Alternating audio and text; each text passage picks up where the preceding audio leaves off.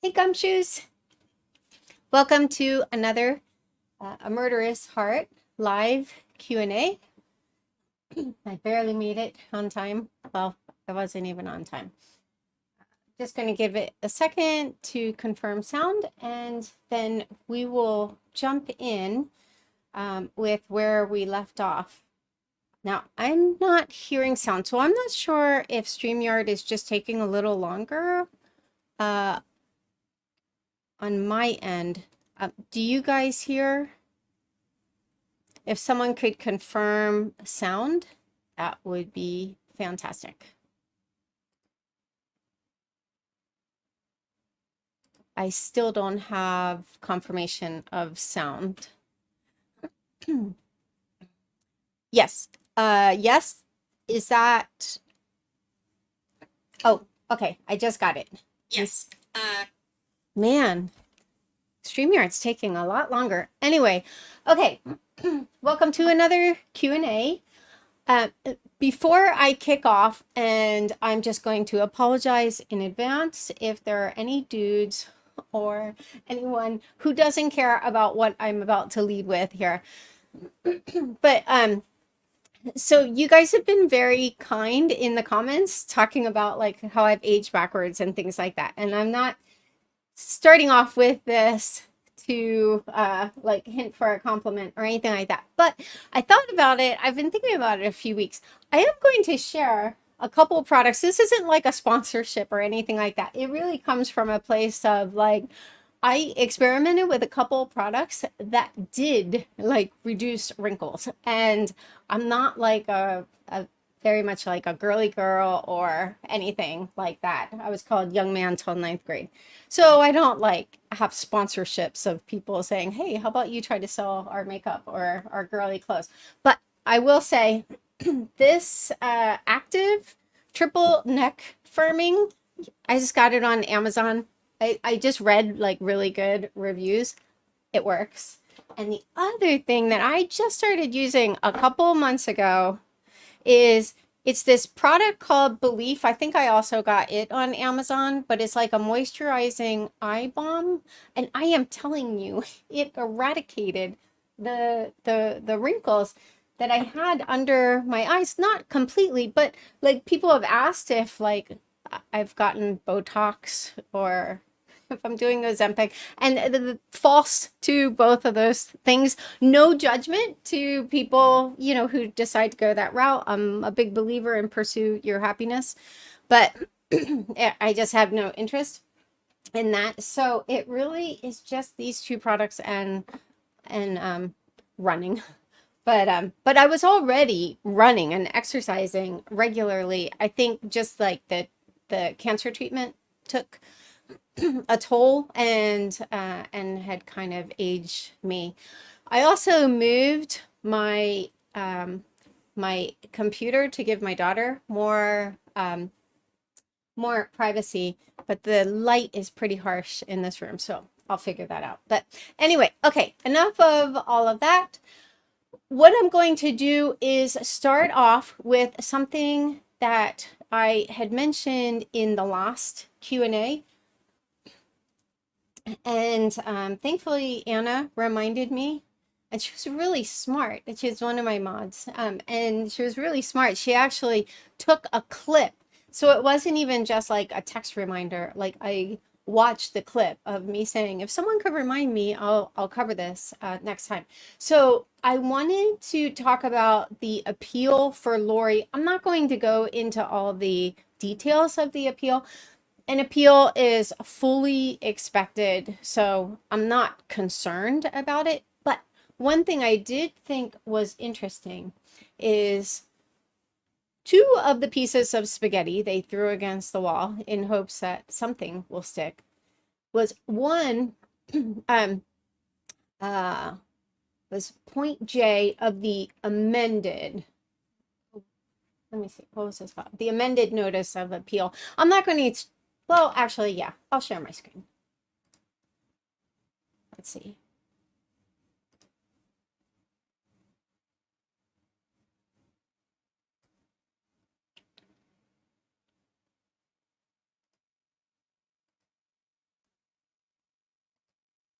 Okay. So it's points J and K. And they both talk about the co-conspirator issue. So J says, did the court err in allowing the jury to hear statements of co-conspirators, but then rule in jury instructions that the government need not prove those persons were part of the conspiracy? And then K was, when the grand jury indictment puts the defendant on notice that she is charged with a conspiracy involving 5 or more people, can the trial court ignore that finding and instead proceed with standard conspiracy jury instructions? So I just thought that was interesting. I look forward to seeing just how that plays out, because I did wonder about that even during the trial. My hair's being really wild. But I wondered about that during the trial, because they were talking about like how there were 5 or more co-conspirators. So I wondered, like, well, okay, so who were the other co-conspirators? And before the trial, in the statement of probable cause, and this is dating back to 2020, like February 2020, when Lori was extradited to Idaho, it actually talked about like conspirators both known and unknown, something like that. Co-conspirators both known and unknown. And so I think it'll just be interesting to see where that goes. Okay, so I am going to go back to the questions I didn't get to in the last live.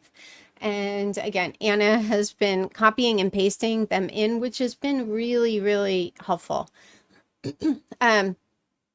Okay, so one was, let's see. Do you know what Zulma would have been charged with if she didn't take the deal? And this came from Deborah David. So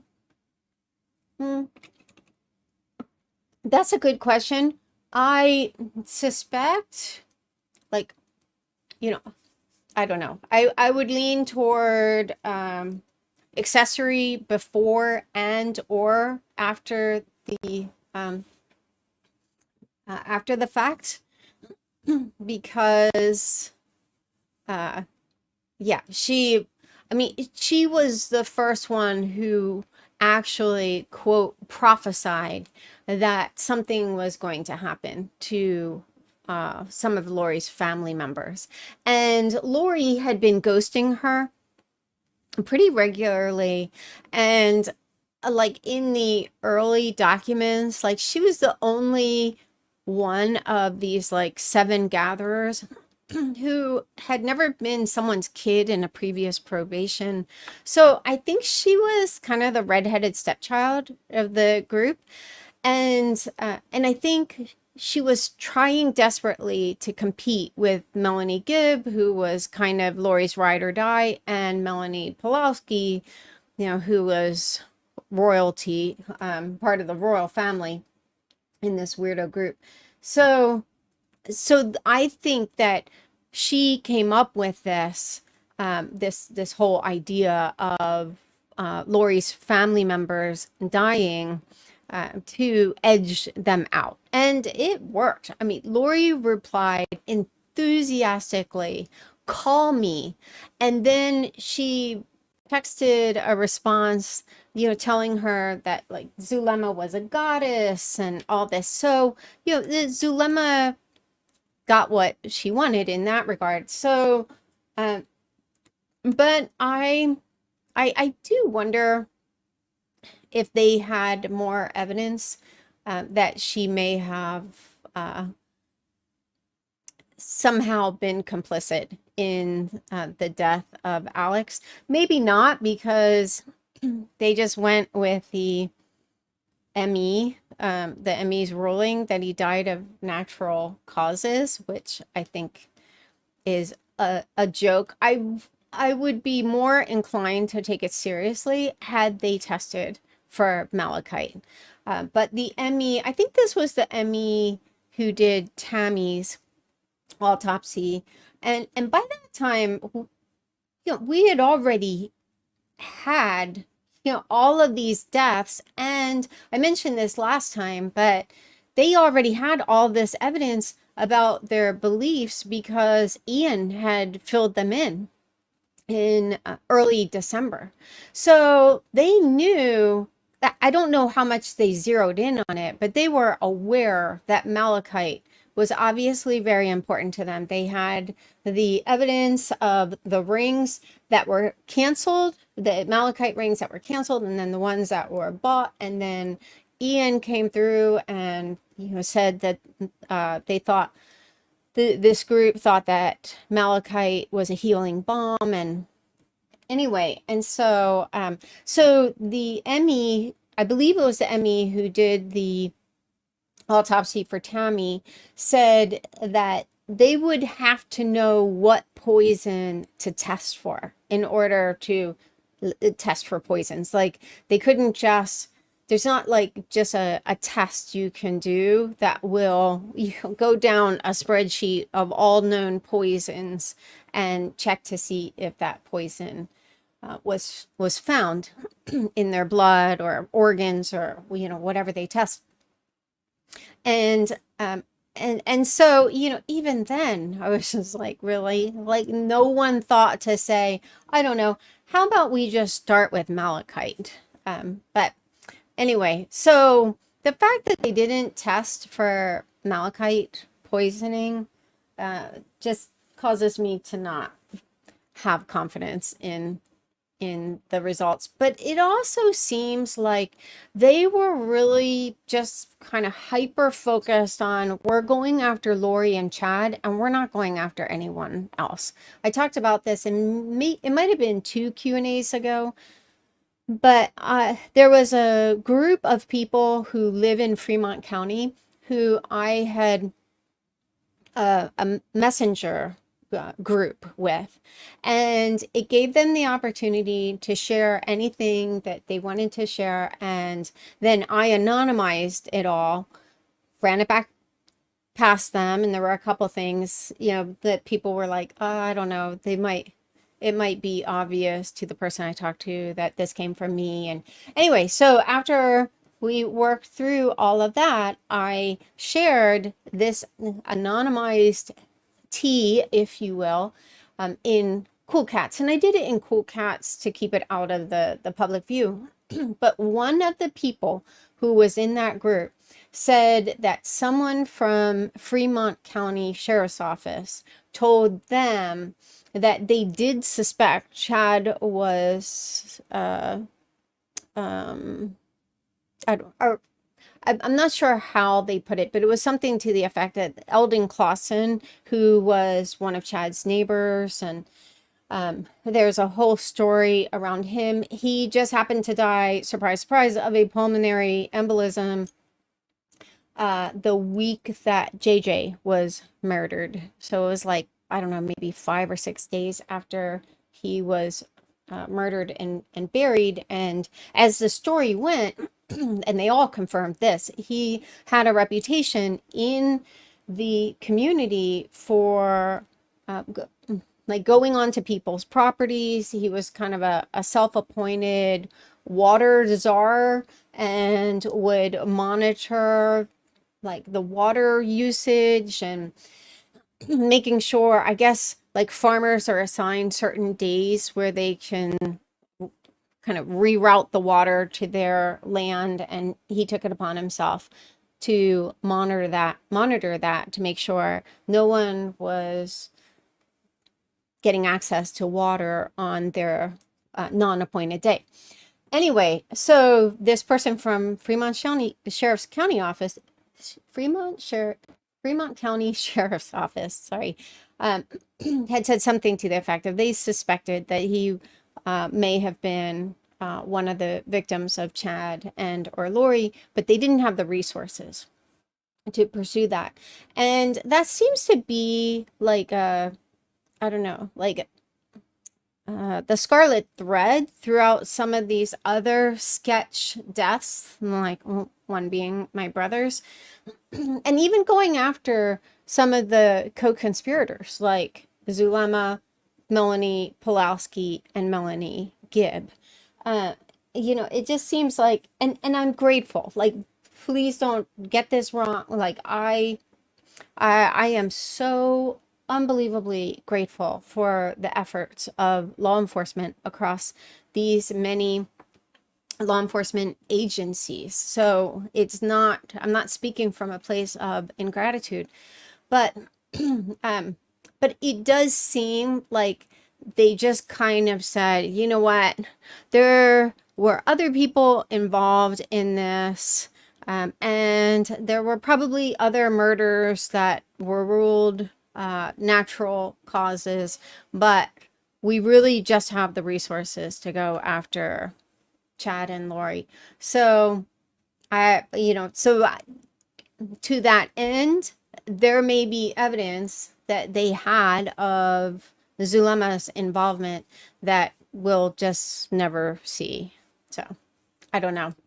I really don't know, but she was very, very sketch. And she also lied and said that the last time she had seen Lori and Chad was, or no, Lori was when right before she moved. So I think Zulema came by the day before Lori moved to Rexburg. And then just going through the FOIA docs, I found a reference to Zulema being in Rexburg for I think it was like 4 days or something, and it was after Tylee was murdered, but before JJ was murdered. So it was in between their murders. And then I found another reference where she had met with Lori and Chad when they stopped through Arizona on their way back from their honeymoon. So those were 2 different times she saw them. So, it just begs the question, why lie? Like, why was she lying about that? Now, I've already shared in other lives, I suspect that the whole reason for them stopping in Phoenix was to give Zulema that bag of cash that she told law enforcement they would find in the closet. And I suspect that was payment to off Alex. So, all my opinion.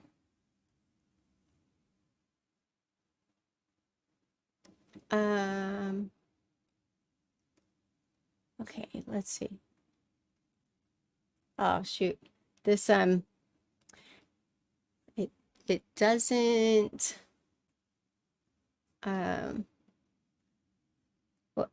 when someone drops in a new question, like it moves to that spot. So I have to find where I was again. Okay. Let's see.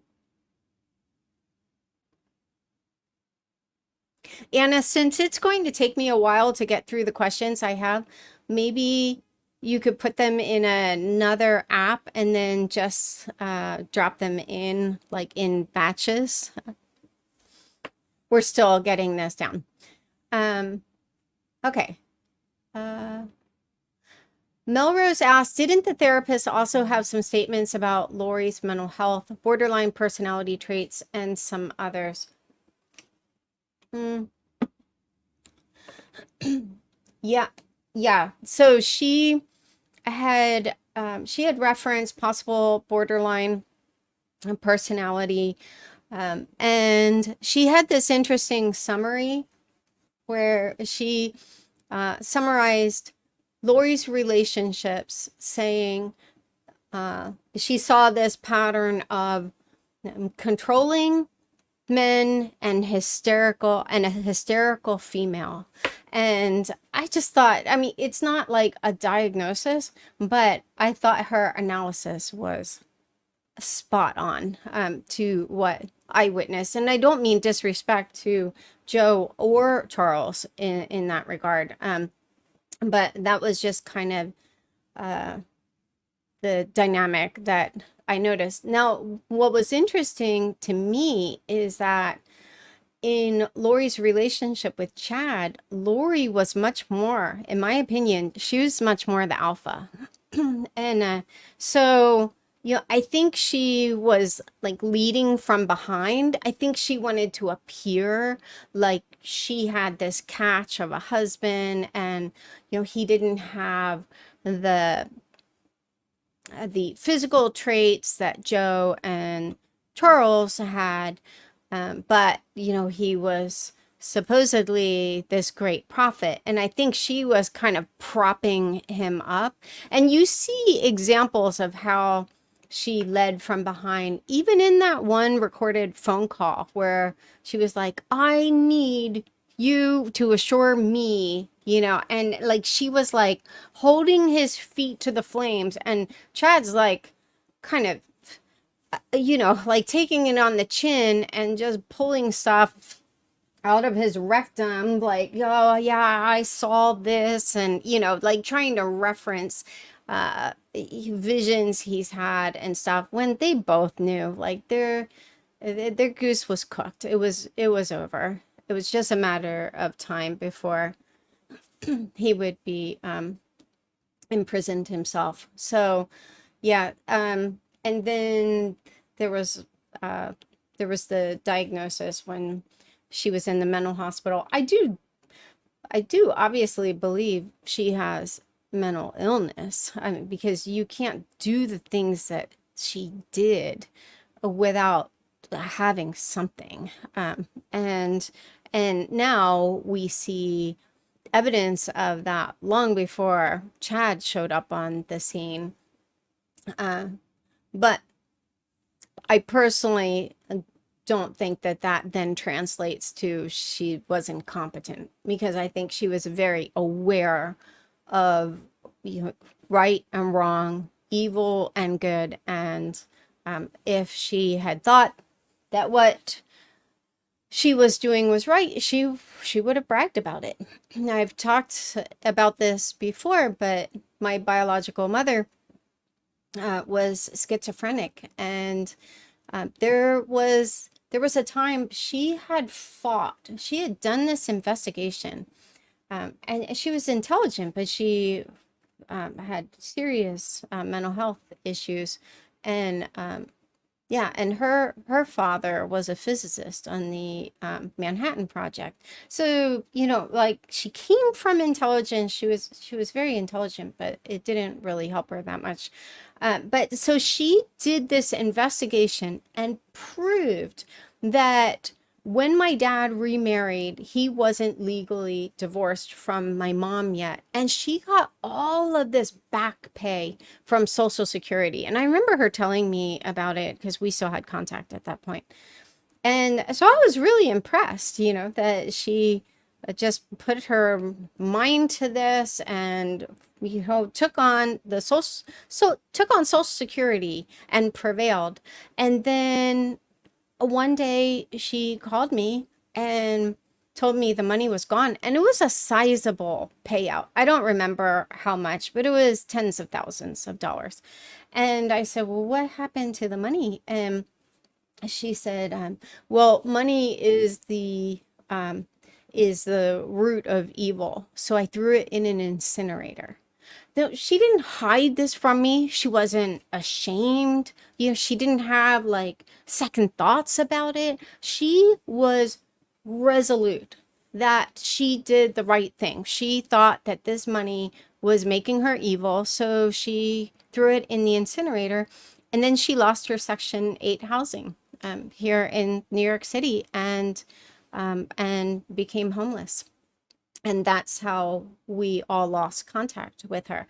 My point being, and, you know, one case does not, you know, a field of psychology make, but that, in my mind, that's more in keeping with someone who is dealing with a significant mental illness where she really couldn't discern, is this the right thing or the wrong thing to do? And I even told her, well, actually, it's the love of money, not money itself, but it was a moot point. Anyway, so you just don't see that with Lori. Like, if she really believed all of this stuff, she wouldn't have been hiding. She would have felt proud. Like, I identified all of these zombies and I did the right thing. My children have moved on to their next probation, and she wasn't. All of them were lying. So, all right. Okay. Okay, so I don't know how to pronounce her name, his or her name, but they asked, do you think caring for a special needs child was more than Lori could handle? Yes, I do.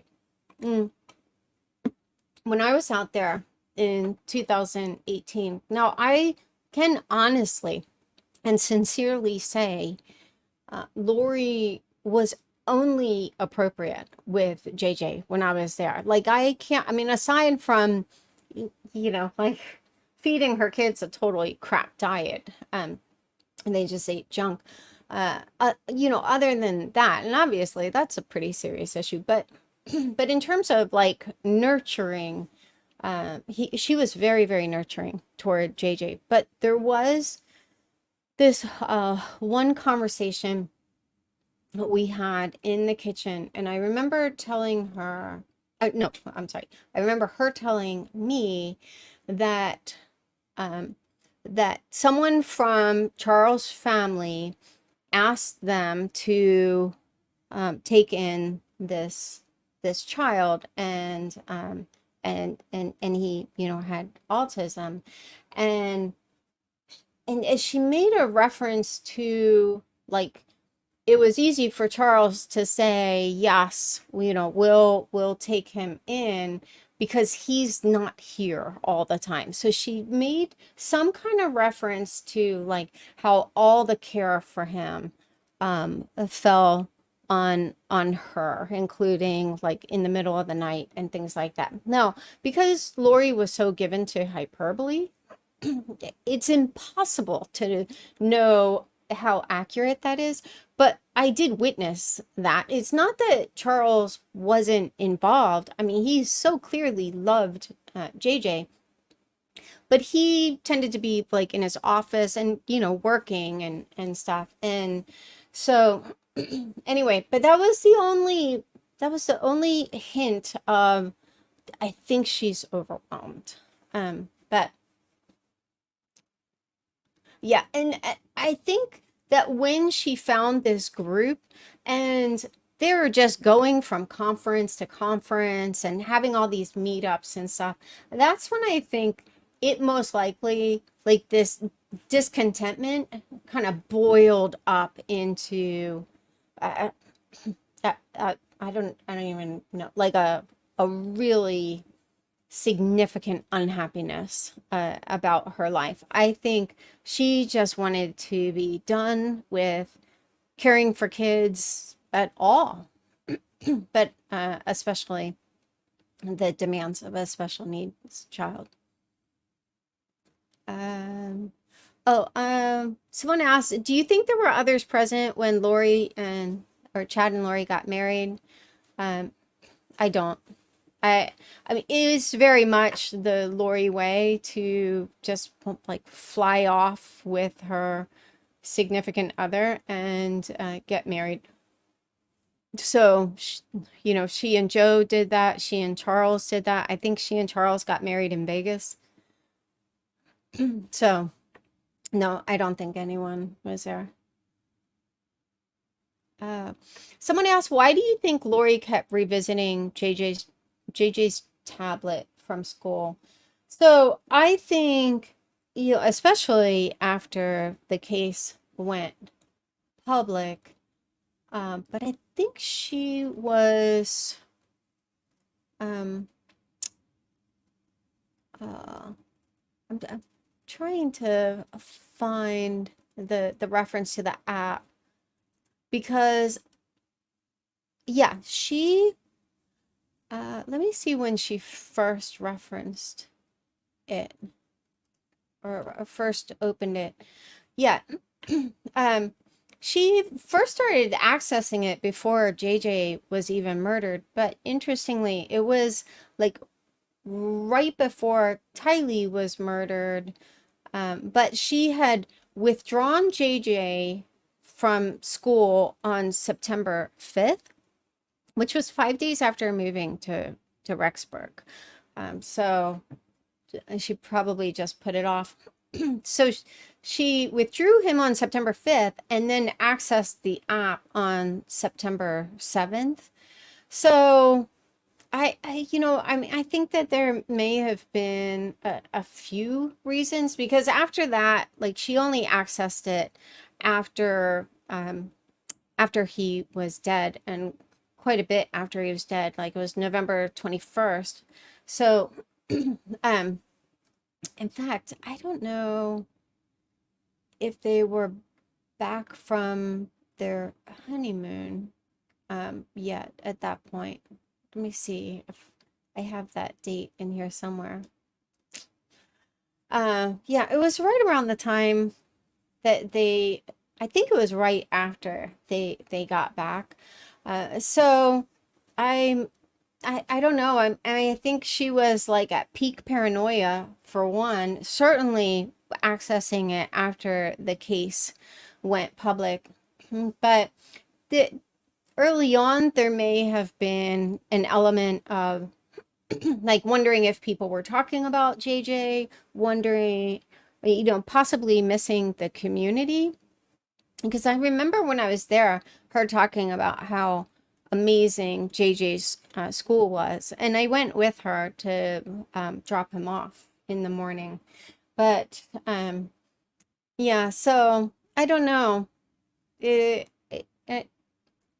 was a weird pattern, but I do suspect once the case went public that she was monitoring to see like what people were saying for sure.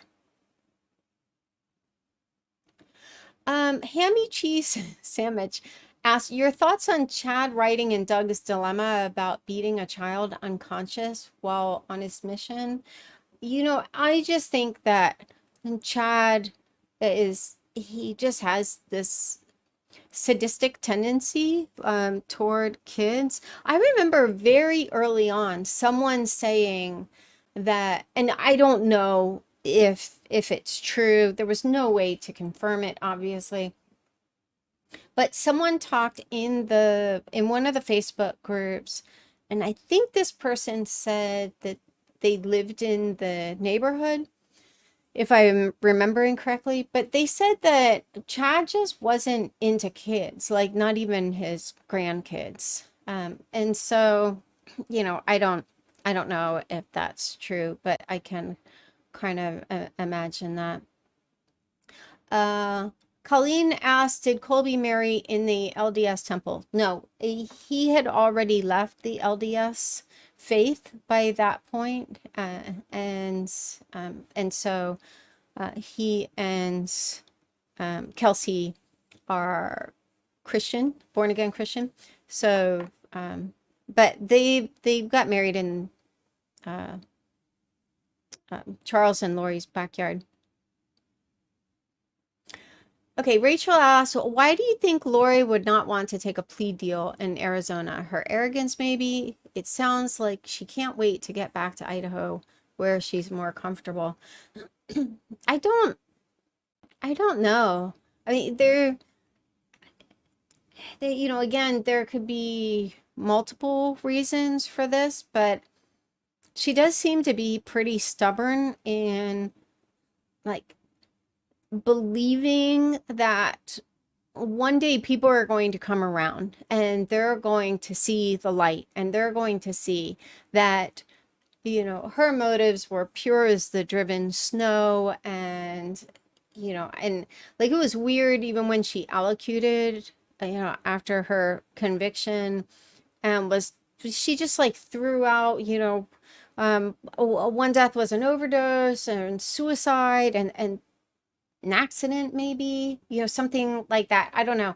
But it's like she was just like all over the place. So she didn't even stick to her talking points about, okay, these were zombies, So again, in my mind, that points to she knows what they did was wrong. And I personally, I'm a little one against the wind on this. I don't think that Lori believed any of this except for maybe the fact that she was like a goddess, and she may have believed in multiple probations, but I think also, like, I don't think she really cared that much. Like, you know, clearly their family doesn't have, and I'm going to try to say this in as non-judgmental a fashion as possible, but it doesn't seem like the Cox family is all too concerned about infidelity. And so I think she probably would have just, been unfaithful. But I think she knew that Chad needed all of these constructs to justify his infidelity. But who knows? Yeah, I don't know. Bling is the new black asks, have you done a deep dive on Jason Mow? No, very early on, I think this was like 2021. This was on my Analytics channel, and I share a link to that particular playlist in Analytics in every video that every live that I do. So you can always access that. But I did talk about how I think he may have contributed the zombie element because he was part of this really weird and dark zombie. It was like an indie film, very low budget, and very on par with his delusions of grandeur. But so I do wonder if this group just kind of took this stone soup approach to their beliefs, and if that was the stone that he contributed. I don't think that he was involved in Tylee and JJ's murders. I think he was taken in by Lori's beauty and charm, and I think he sided with her on the tensions, the escalating tensions between her and Charles, and I think he was all in on that stuff. But then I think he just kind of bailed. So I know some people are like, oh, he was close to Rexburg when Tylee was killed. I tend to think that those things are more coincidental. I think at some point he realized, okay, this lady's crazy. I'm just going to start to distance myself. But during the escalating tensions with Charles, he was all in, just all caught up in this hysteria. Okay, let's see. Do you know more about the people that met on September 23rd, the morning after the supposed meeting at the property? I heard one name, Keith Levitt, in Chad's prelim. No cell data on them is odd. So Keith Levitt was, I believe he was on the I don't have that. I think he had something to do with the property, but he wasn't there the morning after they looked at the property. The morning after they looked at the property, the only ones we know were there were Melanie and David Warwick, and they left sometime that morning. I do wonder if Chad was there, if he told Tammy some story about, going to speak somewhere and was spending the night, because with Melanie Gibb texting him in the middle of the night, that just doesn't sound like something she would do if he weren't there. So I think she was trying to get a hold of both Lori and Chad to find out what was going on. And I think David's dream was actually them hearing JJ being murdered. That's just my opinion. But I don't think that anyone else was there. All right, let's see.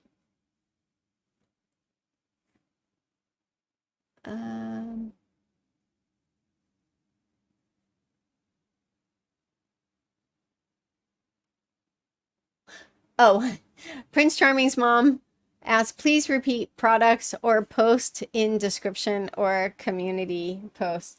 Yeah, so one is, and I don't know, maybe someone has put this in here, but it's active. Oh, I'm typing in the wrong place. I'll just drop these in really quickly. Active triple neck firming is like a collagen thing. And then the other one is Belief. It's like moisturizing eye balm. And it's eye balm, like it's being set off, not BALM. Anyway. Okay.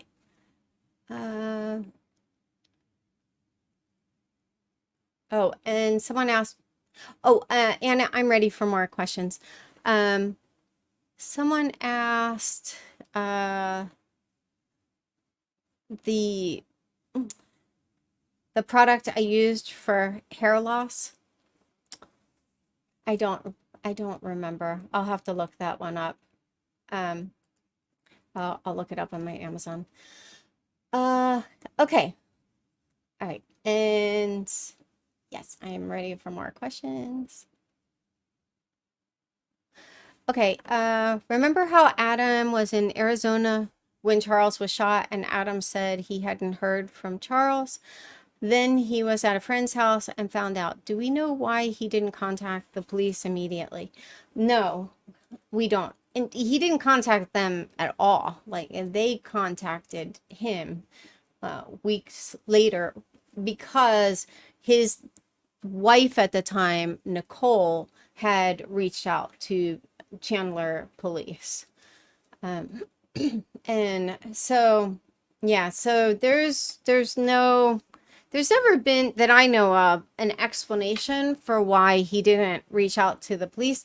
I think he tried to kind of pull a fast one in one of his lives by saying, like, they didn't contact me for months, and it wasn't months, it was 1 month. But also was like, you know what? I would turn that back on you, pal. Like, you were the one who was brought in to help Charles. And I think one of the most damning details about that was, and I'm going to pull it up because it's important enough. Okay, yeah, so in my timeline, which I also always include a link to the timeline in the description, but there's an entry for 7/11 to 7/13, and it's like a table that breaks down just the contradictions between Adam and Zach's accounting of events and Nicole's. And I tend to believe Nicole because when she gave the timeline to Detective Moffat, this wasn't a big case, this wasn't a case with worldwide attention. In fact, I only found one or two articles at the time Charles was shot, and they didn't even include Alex's name. like they held back his name even in the press release. Like I found the press release and it just said like it was like the brother of his estranged wife or something like that. So anyway, so they had no idea how big of a case this was going to be. But so when Nicole reached out, there wouldn't have been really any need for her to embellish or completely turn the timeline upside down.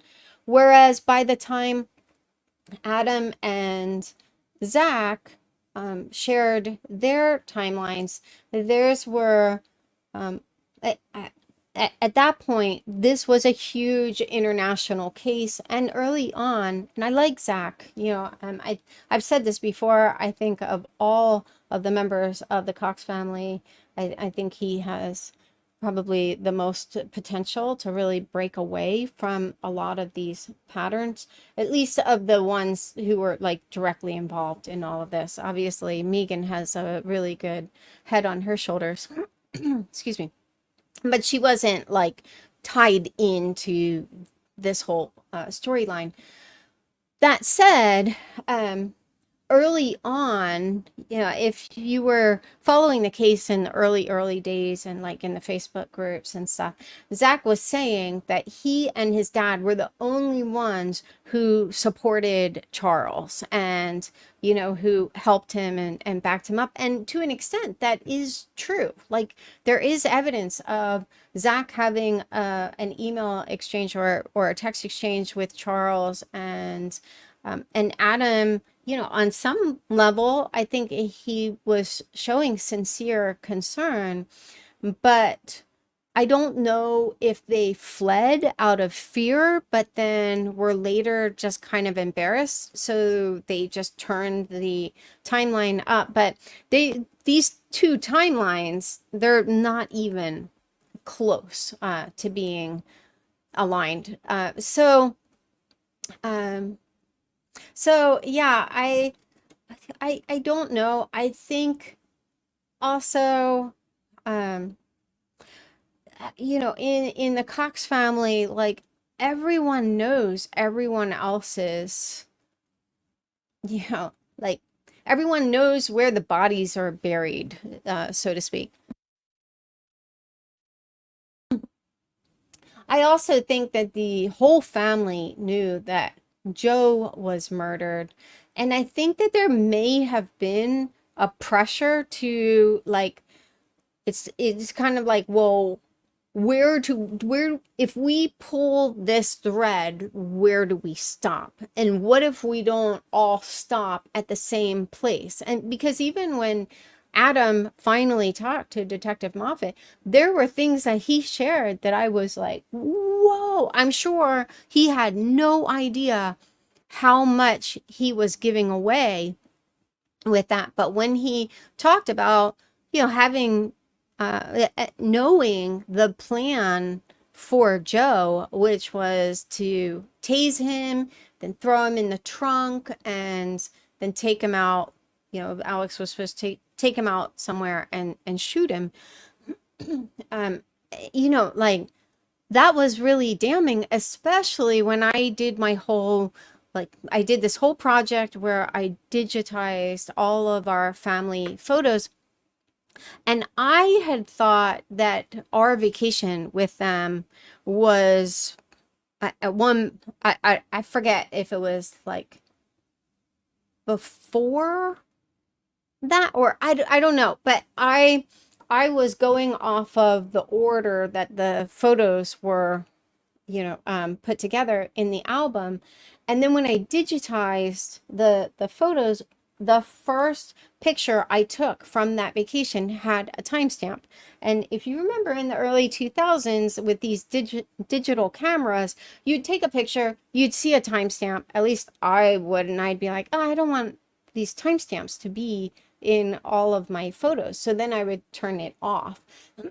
But I had that timestamp and I knew that, like the first night there, we swam in the hotel pool until really late. So this was a nighttime photo and we were all swimming. So I knew that this was the first photo of the event. And that's when I found out, oh my gosh, this vacation was the week before Joe was tased. And also, in case you don't know, like I didn't know about Joe's attack until this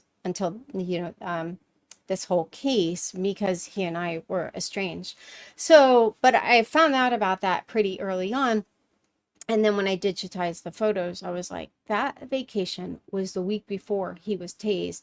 And I also remembered that when Lori asked about, my family meeting up with them it was like Hollywood, Florida, which is near Fort Lauderdale. I lived in Florida at the time, and I remember telling her, I don't know if I'm going to be able to get off, like time off work with such late notice. So I don't remember how late that notice was, but I remember it being late notice. And I remember also thinking, like, how can they afford to like bring their whole family out to Florida, fly everyone out for like on such short notice? So anyway, so I think that the entire purpose of that, spare no expense vacation was to buy my silence for when Joe went missing, in the event that I found out that he was missing.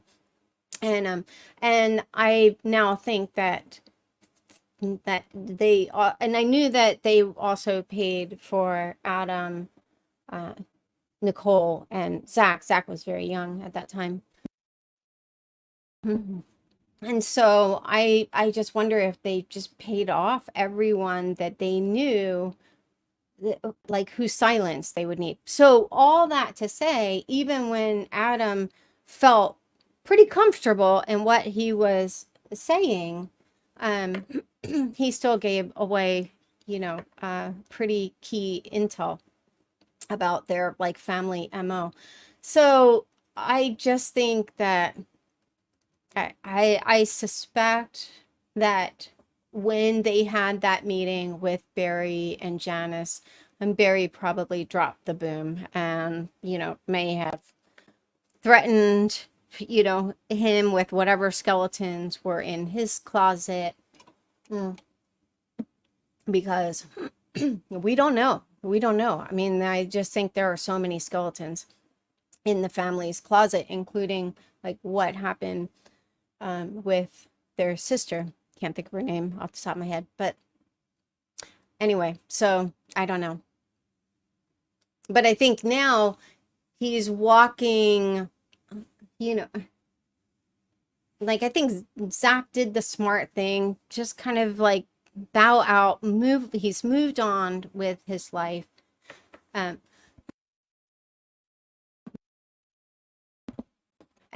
I think that's really good. But Adam's kind of leaned into this whole, like doing a podcast, which I have no issue with that, except that it just kind of complicates things more, because now he is continuing to put himself in a position where he's trying to, explain away his lack of action. And at this point, there are just too many receipts. Okay, Susan asked, how come we never hear from Lucky Husbands 1 and 2? So I'm going to get on a little bit of a soapbox. I know that some of the Facebook groups have dug into these men's lives. I mean, I think part of the reason that her second husband is probably still alive was that he just let her take care of Colby and didn't fight for custody, and kind of bowed out. Excuse me. But from my perspective, they had nothing to do with this story. So I know when people would like submit posts or like videos where people were digging into their lives, in Cool Cats, we wouldn't accept the posts. So we would just encourage them, like you can go talk about these guys in other groups. But so there is information out there. I just don't amplify it. Okay. Senga, oh hey, asked, have you been able to get to a place of acceptance knowing all the players will never face consequences for their parts in the murders? Yes and no.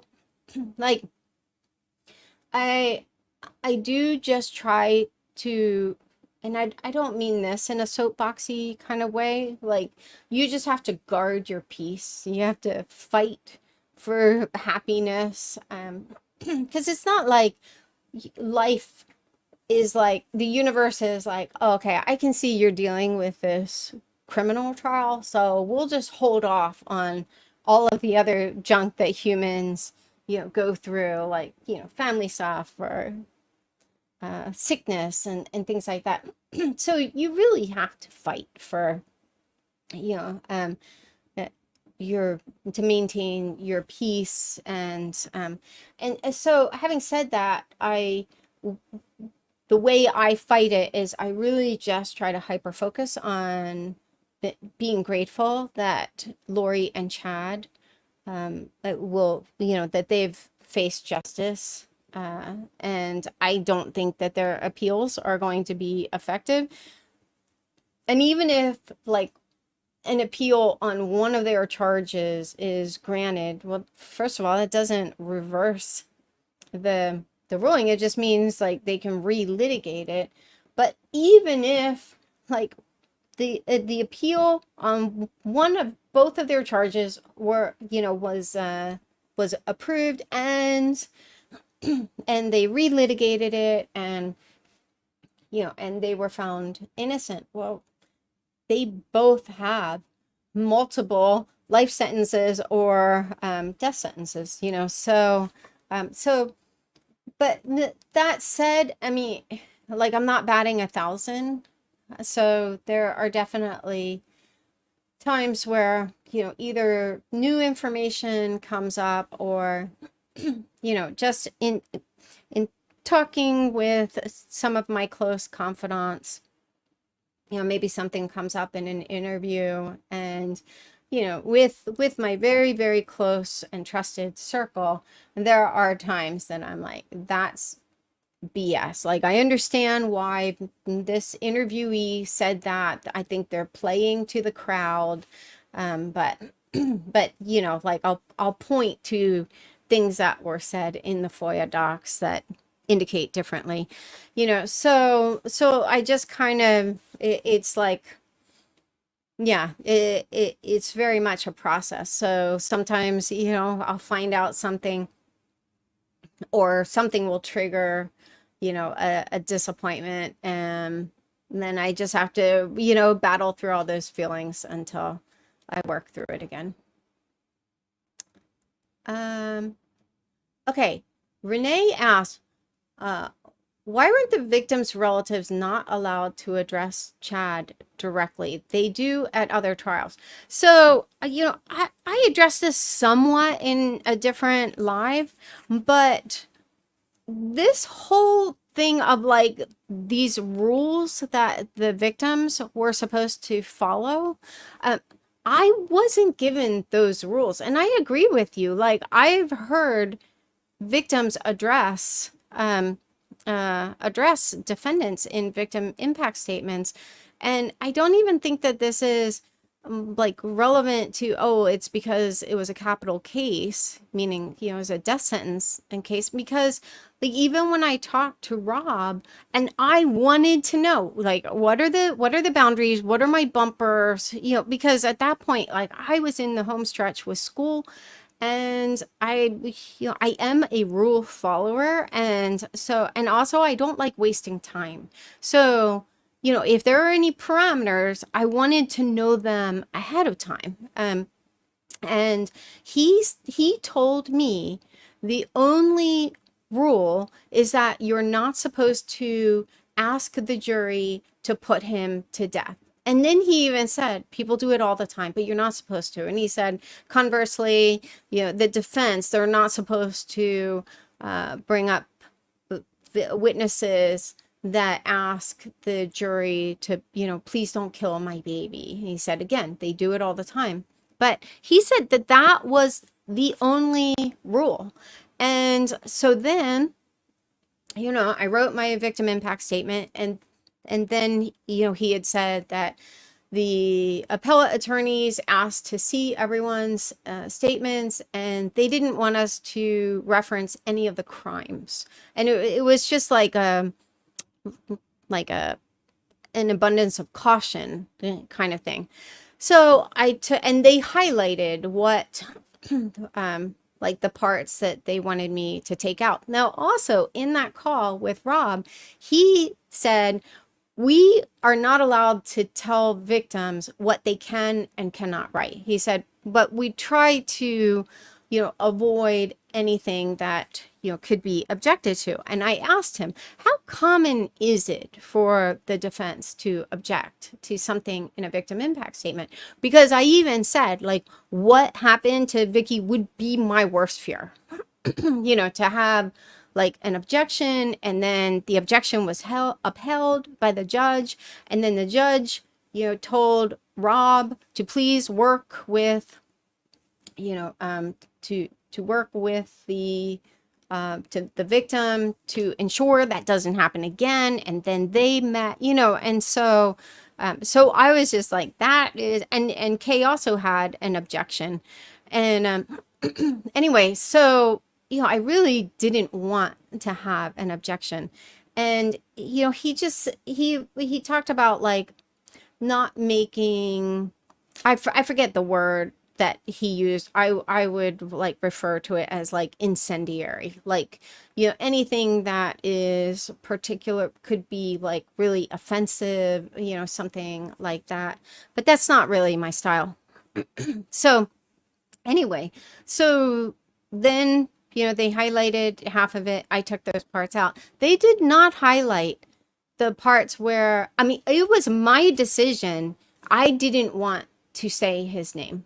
And it was just like, I don't know. I did originally, when I was like, just kind of working through my own rough drafts. And then I was like, I just kind of don't want to almost validate his existence, So I made the decision to refer to him as the defendant.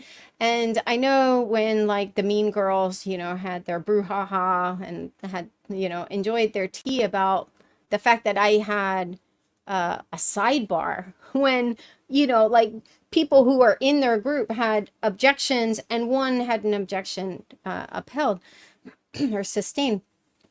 So, but it wouldn't have been because I addressed the defendant, because I addressed him twice and those weren't highlighted in yellow. So, I mean, but we don't know what John Pryor brought up because it wasn't an objection, it was a sidebar. So, but we have no way of knowing, what he specifically brought up in the sidebar. But but I don't think that that's a thing. I think, but at the same time, I don't know what this document was that Vicky referred to. Like, she just operated under the assumption that we were all sent this document. For all I know, she might have been the only one sent the document. I really don't know. All I know is I was not sent any document with any rules, and the only rule was that you're not supposed to ask him to put him to death. So yeah, so I don't know that that's a thing, but I really don't know. So if you're listening to this and you are an attorney with knowledge in this, I'd love to know your thoughts. But yeah.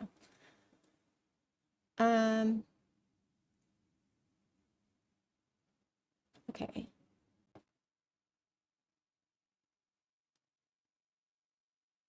Someone asked, do you know what, if any, diagnosis Lori has? I knew the diagnosis when she was found incompetent to stand trial. I don't know if that was discussed in the trials. I don't know if that was made public. Kiri asks, I'd love to know what tower with baskets you have in the background. Over there. Yeah, so I'm in a New York City apartment, and so like storage is you have to get really creative with storage. So I just have those shelves. They're collapsible, but I have a little bit of, I'm not OCD. I don't have OCD, but I really like uniformity. And so I found those baskets on Amazon, and I just love them. Like I like have one of those little label makers. I know I'm going full on Karen here, but it's really helpful just to have everything in one place. I also have baskets like above this desk. Like I have a floating shelf and I have more baskets. And then I have like hat boxes that are stacked, and I have like a chest with like a custom cushion, so you really have to just take advantage of any space you have. Okay.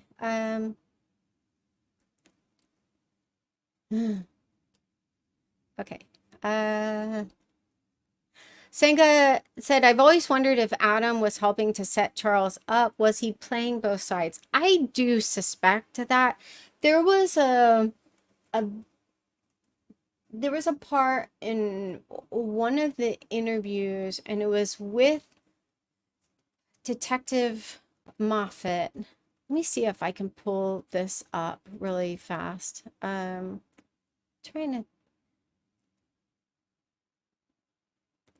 let's see here. I think it was in August, so forward.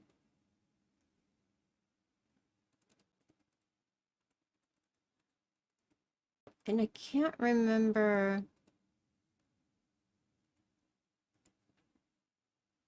Okay, I think I found it.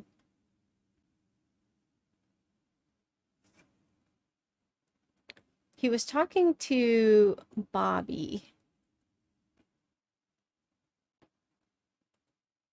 Oh, duh. Let me search for Bobby.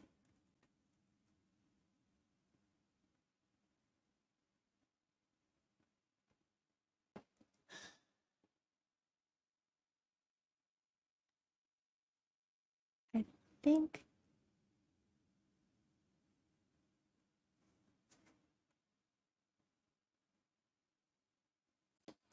Let me see if this is it. I might have actually made um, a YouTube video with it. Let me see. So that will be a little easier to find.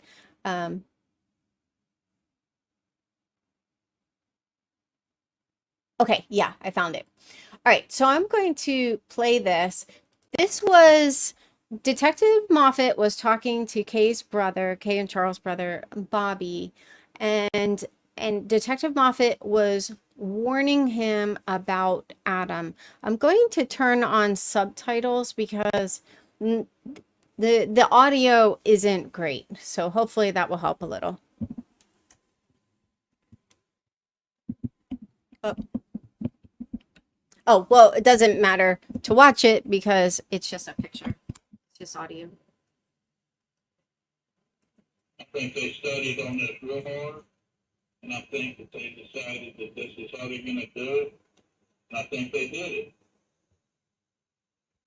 That's how I see it.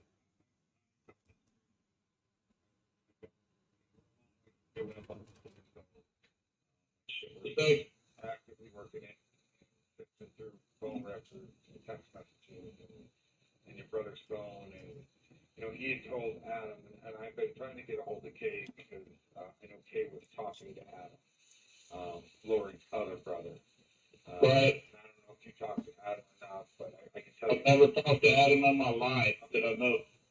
Well, just from text messages I've seen of his, or at least between Lori and Al, I don't know that Adam's very trustworthy. So the audio's really bad. I think Detective Moffat was too far from his mic. So Bobby comes in really hot, and Detective Moffat, you can barely hear him. But he said, let me back it up and repeat it.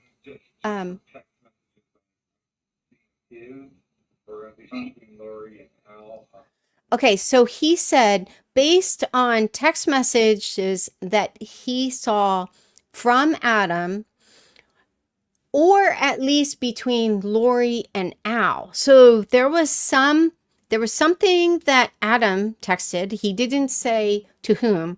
He just said text messages of his, and then, or at least between Lori and Al. Based on those text messages, he said, I don't know that Adam's very trustworthy. And then he was so concerned about this finding, he said that he called Kay 3 times the night before. So he couldn't get a hold of Kay. And yeah, and then he said he wanted Kay to be very guarded with what she told Adam. I could immediately. Your brother were talking that morning and the day before about Lori and kind of how she's fallen off the deep end in this religion and stuff like that.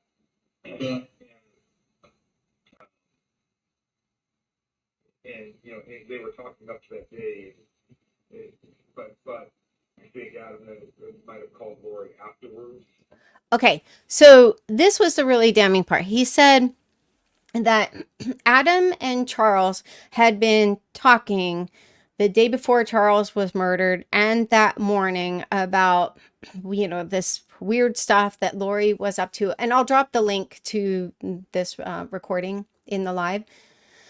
But then he said, I think then Adam then might have called Lori afterwards. So when someone from law enforcement or a prosecutor or a defense attorney says, I think this may have happened, he wasn't trying to call Kay 3 times, in my opinion, because if he wasn't sure of what happened. I think the reason, you know, having read a lot of these police reports and, you know, these official documents rolled up in the FOIA docs, is what they can confirm is that cell phone A texted cell phone B. So the cell phone belonging to Lori texted the cell phone belonging to Alex. Like, that's why, especially like in the trials, like when Doug Hart was testifying, he was really careful to say, like, even I think one time Rachel said something about someone calling another person or texting, or I think it was texting, and he was like, well, that device texted, you know, the other device. So I think that's what Detective Moffat was saying is, you know, like, I don't know that Adam called Lori. What I do know is Adam's phone made a call to Lori's phone. So that's my interpretation of it. Okay. And then he told Bobby about how Adam had been telling Kay, and this was multiple times. These are all documented in my timeline, because Kay would email Detective Moffat saying, Adam should be calling you this week. He said that he's going to call you, you know, so she was very anxious for Adam to call, and Adam, according to Kay, was telling her that, you know, he tried calling and he just hadn't like gotten through to Detective Moffat. Um, and Detective Moffat, that made him really suspicious because he was like, well, I don't have any messages from him or emails. And then even when like Adam actually talked to Detective Moffat and when Nicole reached out, like no one ever said, I've sent you, like 3 emails. Like, could you please respond to my email? Or said, like, I left you messages. So if you were like feeling kind of urgent and wanting a call back from a detective because you had important information to share, I think you would have referenced that. And when Nicole emailed Detective Moffat, she introduced herself like, I'm Nicole Cox, Adam's wife, blah, blah, blah, blah, blah. So that's not something she would have done. Like if she had left a message saying, hey, this is Nicole Cox. I'm trying to get a hold of you. I'm Charles' sister-in-law, et cetera, et cetera. So everything about these interactions indicated that Adam was just telling Kay that he was reaching out, but he wasn't actually reaching out. So then this interaction, I think that this interaction was the reason that Nicole reached out, because this was early August. And then, what was I going to say? This was early August. And, oh, yeah. So then I'm sure Bobby, who is like the most level-headed I've seen from the Vallow family. But yeah, I'm sure he would have called her, and because he said, I'll call her right away. So I'm sure he called her and was like, do not talk to Adam. He's not trustworthy and stuff. And I suspect that Kay then reached out to them and was like, listen, they don't even think you're trustworthy now because you keep saying this. Because I don't know that. We don't have that email. If it's in there, it's redacted. But it does seem like something put a fire under them to reach out. But even then, it wasn't Adam who reached out. It was Nicole. So, yeah. So I I really don't know. Uh,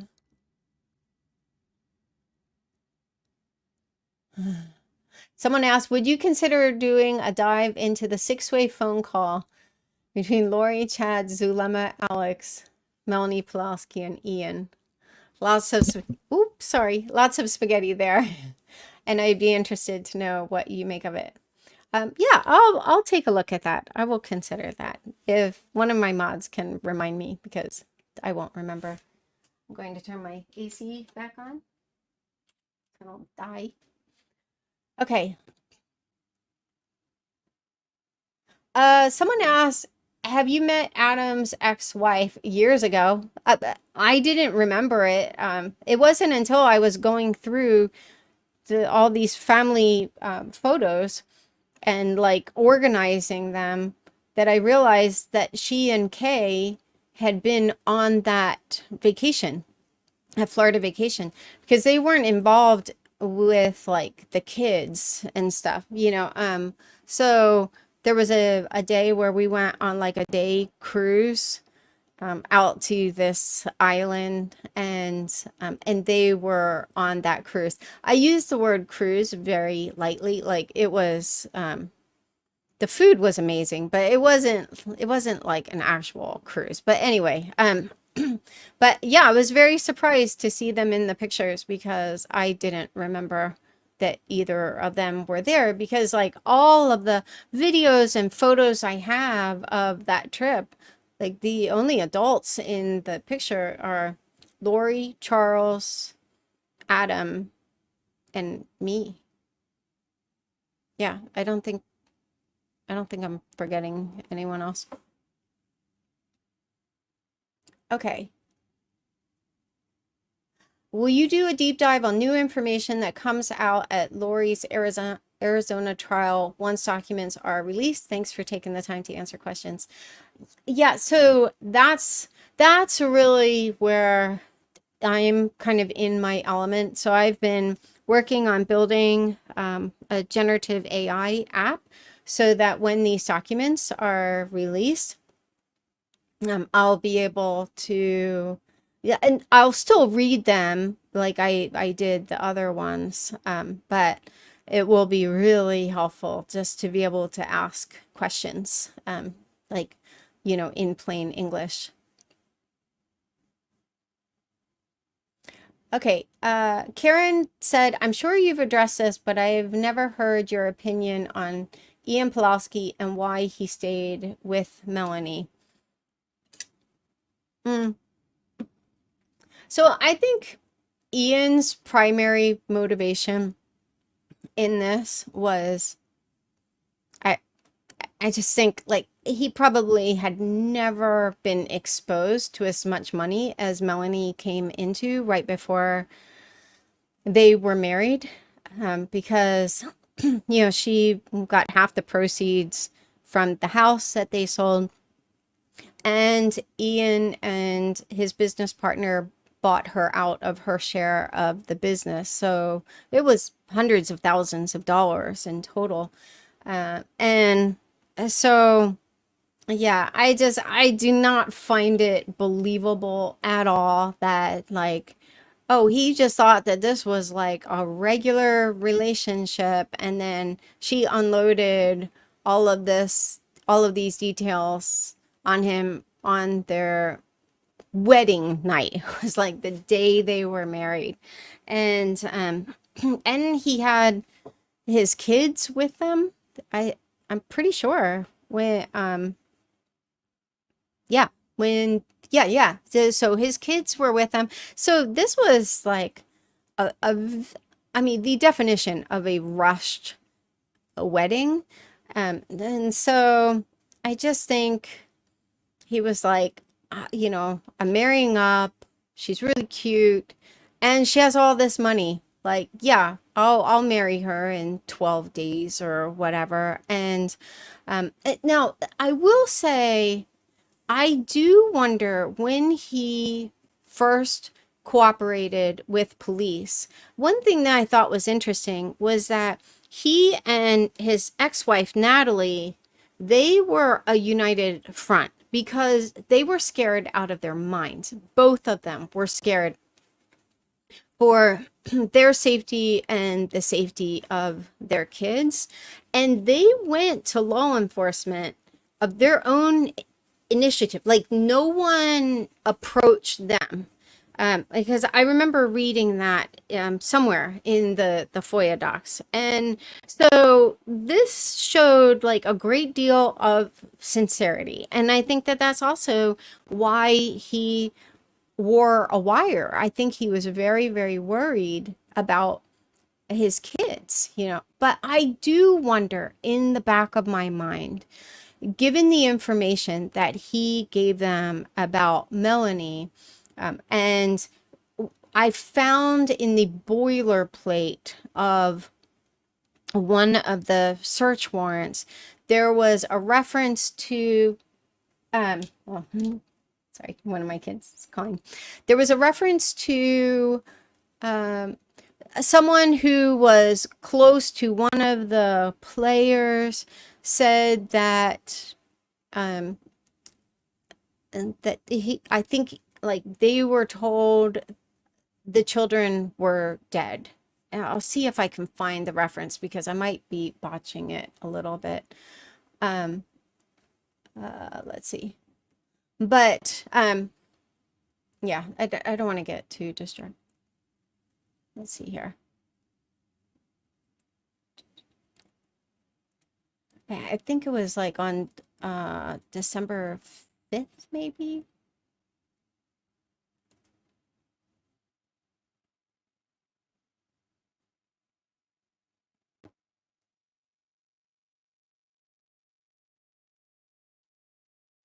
Yeah. Um, oh, I think I might have found it. Let me see.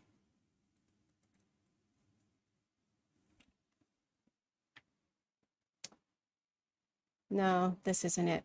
But it had said something to that effect. And if I find it, I'll drop it in. But but it was a reference to like, oh, I bumped my adjustable desk. Anyway, so it was a reference to like basically he knew that the kids were dead. And but then like even when Melanie was interviewing at one point with the FBI, like Ian even called in to check on her to see, how it was going. So I do wonder in the back of my mind if Ian thought that they would be protected because Melanie would be arrested because of her involvement. And I mean, this is major conjecture on my part, but if he did, then the fact that she wasn't arrested, I do wonder, and this is just trying to give him every benefit of the doubt. I do wonder if he felt somewhat betrayed by that. Like, I wore this wire, I risked my life, and this woman has access to my kids, and like we're married, and he anyway. So I don't know.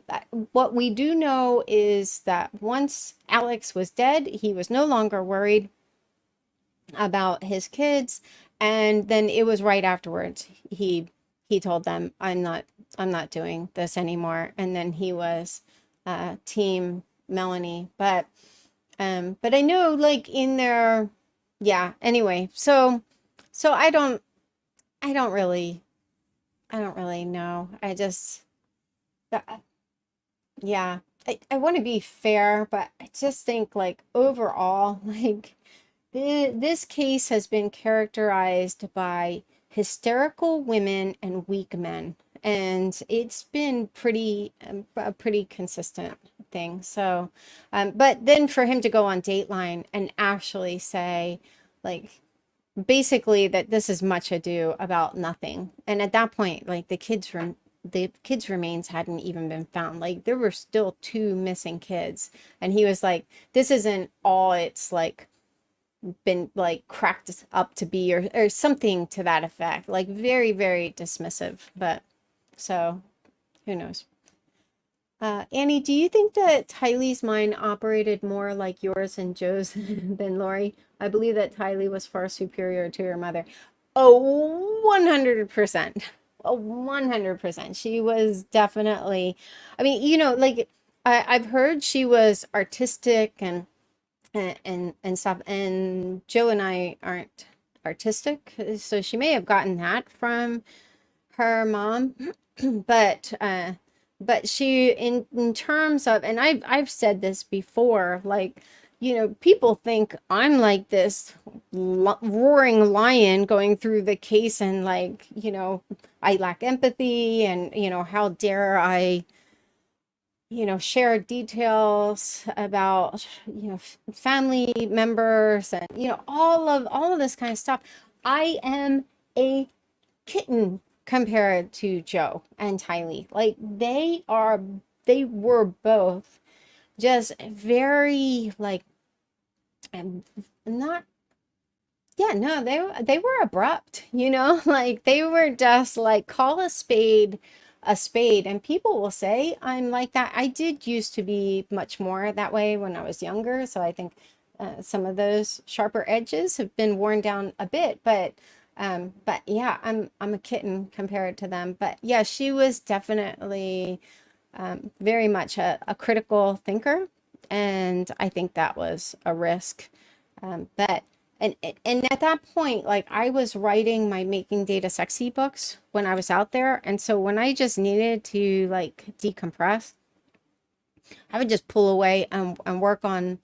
I was finished with one of the books, and I was working on the second one, and Tylee would ask me like questions about the book. She was just curious, or maybe just trying to make small talk.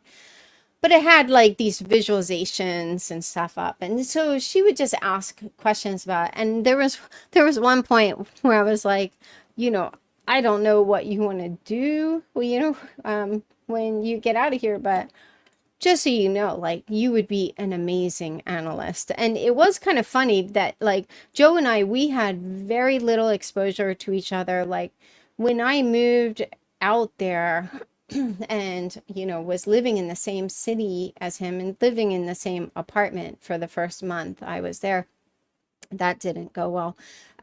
Like, I remembered maybe a handful of interactions with him from my entire childhood. So we were essentially strangers when I moved out. I was 17, almost 18. But anyway, but ironically, we were both analysts. And so, and at that point, when I lived in Albuquerque where he was living, he wasn't working as an analyst and I wasn't working as an analyst. He was working in robotics and I was an editor, but we both like gravitated toward being analysts, and now I'm more data scientist, but yeah, so she definitely had those, at least like the I don't know, the telltale signs of like most analysts. But uh yeah. Do you feel Lori killed Ryan? I'm assuming that's Joe Ryan. Yes, I do. I don't think that she was the one who killed him, but I I I believe her when she bragged to her friends in Hawaii that she paid Alex to kill Joe. Why that wouldn't be justification? I mean, there are so many justifications to investigate his death, but yeah. Um, oh, someone asked, my son and daughter-in-law are going to New York next week. Any advice? Yeah, so I actually have um I like my catcher in the rye is to curate lists, curate timelines.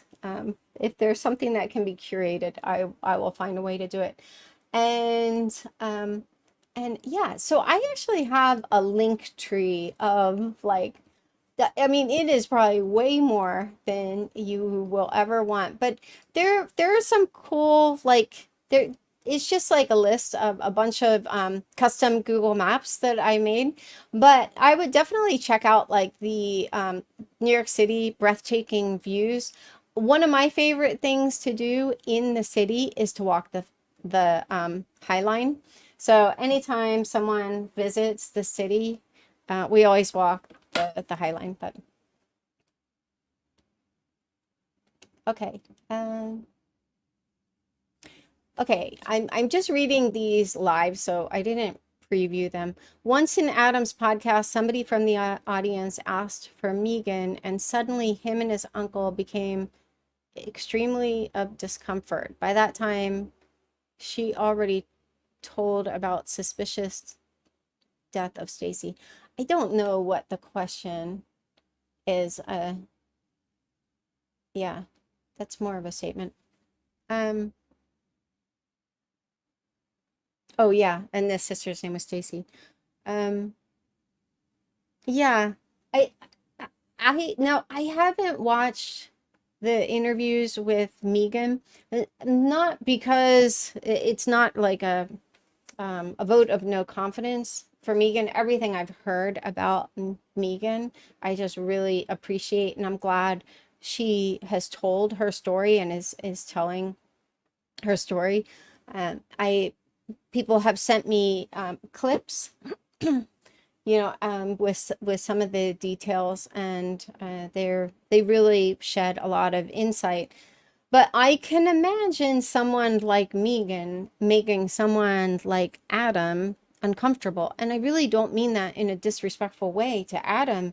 It's just like Megan is out there, like speaking truth about just how messed up this family unit was. And I think that Adam is still trying to like kind of split hairs, like it from what people have told me. And to be totally transparent, like I haven't watched any of their podcasts, but it seems like from what I've heard, Adam is trying to split hairs a bit and walking this line of like, okay, I want to share enough about our family to keep the podcast interesting. But it seems like he still needs to believe that like his family was normal. And, you know, so yeah, and part of that I can understand. Like, I do feel empathetic toward the members of this family. Like when you come from a really chaotic, toxic family, there are things that like it's like you try to hold on to some of the good memories. And so I can appreciate that. And I can also give him the benefit of the doubt that there may be stories floating out there that have been embellished. I'm not saying from Megan, I'm saying, some of the other stories that people have shared, they may be embellished, or they might be kind of like my stories where, and I am always very transparent about this. Like I experience this cross section, and then this cross section, and then this cross section, but I didn't have an ongoing, relationship with these families. So I saw them more like in vacation mode and things like that. But I can imagine that for those in the family who are trying to keep all of the family secrets, under wraps, because it could pull all of them into this eddy of, complicity and justification of murder, and who knows what else. I mean, I know just with some of the details that I haven't shared that were like in the document that the person who was involved in the investigation into Colby's allegations against Joe, when this person sent me their notes, like there are really sad, alarming, insidious allegations, like all throughout it. And I know even for myself, I've had to walk the line of like, some of these victims, they're still alive, and it's not my story to tell. And, and so also I don't want to just like, like succumb to this tendency in the true crime community to just put things out there just to get views or clicks or whatever. I do really try to take into consideration, both the people who were accused of really serious allegations and those who were the victims, the reported victims. So anyway, so I'm sure there are details that, probably aren't accurate that are floating out there. And I can understand Adam wanting to also say, hey, you know what? Like we also had good times. We had good memories.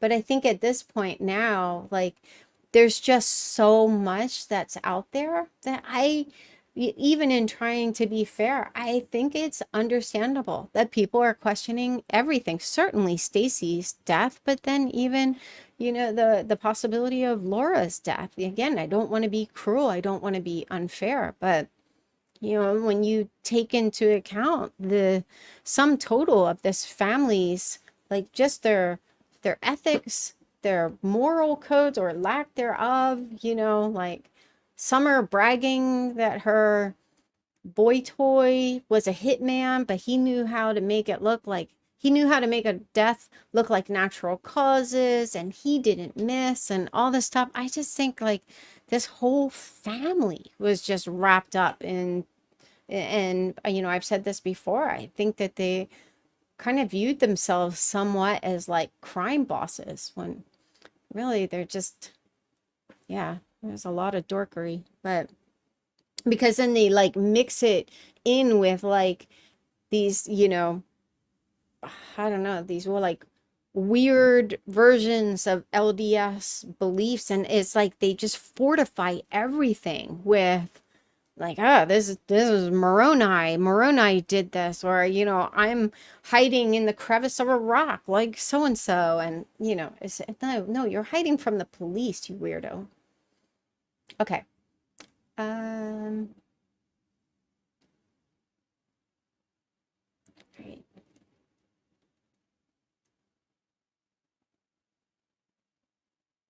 Aw. Heidi said, when you said she was never one to suffer a fool in your impact statement, it was one of the most memorable lines of the trial. I really felt a sense of who Tylee was after your statement. Thank you. Thank you. That means a lot. I know that some people were saying that that was probably the reason for the sidebar. It wasn't. Like, that was, yeah. I mean, like I said, we'll never know, but yeah, there were no rules. Like, you have to be really, really kind to the person who signed off on your niece's murder. Okay. Oh boy. Karen asked, what is the most puzzling thing about the case for you that remains unanswered?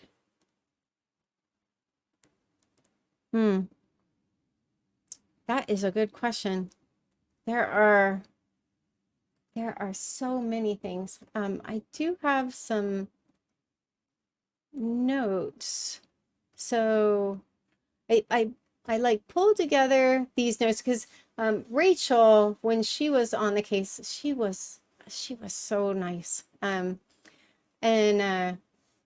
she had, like Rob had already said, like we'll meet after the trial, and you can ask us anything you want. But Rachel took it a step further, and she was like, keep a list of questions.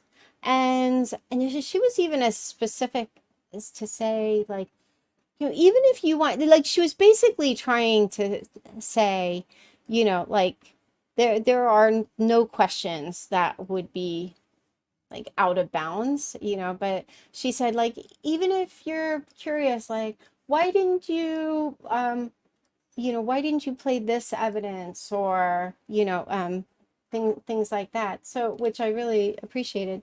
But let me just look at this that document and just see, because I know like some of the questions I knew even if I met with them, like I wouldn't ever be able to share these details. But yeah, I mean, but I think one of my questions would be, why didn't they? Well, no, that's not what you're asking. Let's see.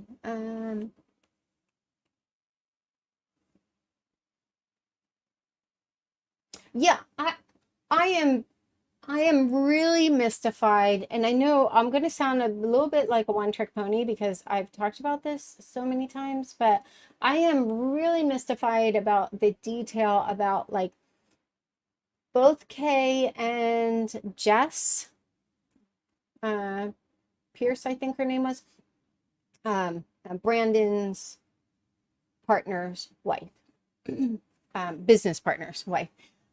They both said that they discovered or found out that JJ was missing in October. Jess also said Tylee, but neither of them, and no one asked, like, what made you think that they were missing? Like, that is one of the most baffling details of this entire case, to have two people say, we knew that they were missing in October. And then Rich Robertson also said they knew that the kids were missing, like when he was hired, which I believe was about a week after Brandon was shot at, so sometime in mid-October. But he said to Chris Cuomo that like no one was really that concerned at that point. You know, so it was just so strange to like hear someone say they knew the kids were missing, but no one was really that concerned at that point. So yeah, so I would love to know, and I don't even know if anyone will ever answer this, but you know, and um let's see.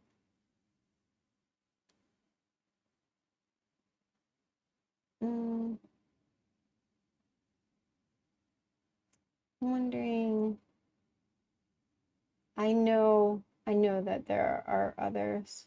Oh, this is a minor detail, but this has never been addressed. Like there was, I I believe it was in the initial affidavit of probable cause. There was an accounting of um, Alex's like pings on I think it was 9/9, September 9th. So let me see if I can find it. Yeah. So Alex had these phone pings, and 2:42 a.m. his phone pings at Lori's apartment. 3:37 he leaves Lori's apartment. 4:37 he arrives home. But it wasn't disclosed where he was during this hour. Like where did his phone ping between 3:37 and 4:37? Like because I wonder if I wonder if they if he I don't know, if he dropped off Tylee's body to Chad's.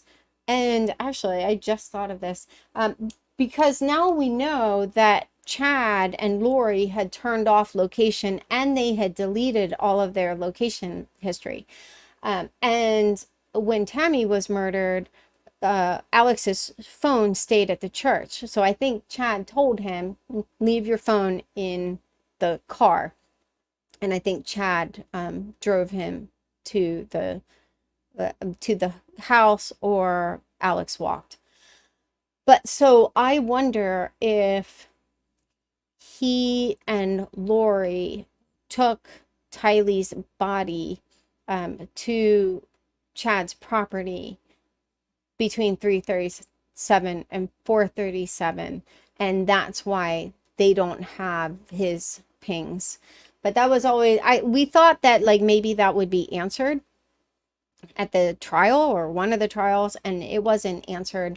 So it just occurred to me as I was talking, yeah, well, I'm sure they probably had him. I'm not sure of anything, but if that's when they dropped off Tylee's body, which that would make sense because it would be under the cloak of darkness. Also, if my unredactions are correct from the Gilbert police report, the blood that they found that was on the floor of the and I believe the back seat of the Rogue that Lori had given Colby, that DNA belonged to Tylee. So I wonder if they put her body in the back seat of Lori's car to transport her to the property between 3:37 and 4:37. Um,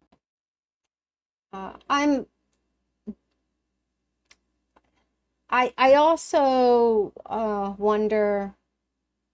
We know the total of the Venmo payments to Colby, and we know the dates. Sorry, I have a mosquito. We know, but he was also receiving transfers from Lori's two Cash App accounts, and those details weren't included in either of the trials. And I am curious about like just how much she was sending him, because I did think it was curious that inappropriate what Emma said to Chad when she made that slight about Colby, like how she wasn't like Colby when she was doing the same exact thing. She was receiving money from her parent, and it looks like hand over fist. So, but the fact that she said that to Chad indicates to me that she was Chad's confidant, and quite possibly, aside from Lori, his main confidant. And so it kind of seems like they talked about that, and because otherwise, how would she even know that Colby had been receiving money? But I do wonder if Chad expressed frustration to Emma about all the money that they were sending to Colby. We don't know. I'm just curious. That said, it's not to judge him. I'm just curious. I will say over and over, I want nothing but the best for Colby, and nothing is going to bring Tylee back. I just want to know the story. And let's see. Oh yeah, I'm also curious how Brandon had eyes on JJ, like just days before he was murdered. So uh, Kay had sent an email to Detective Moffat saying that somehow Brandon had eyes on JJ and confirmed that he was okay. But it's never been shared. Like, well, how did he know that? Was he tracking Melanie? But and when did they all actually find out that Lori moved to Rexburg? That would be a question.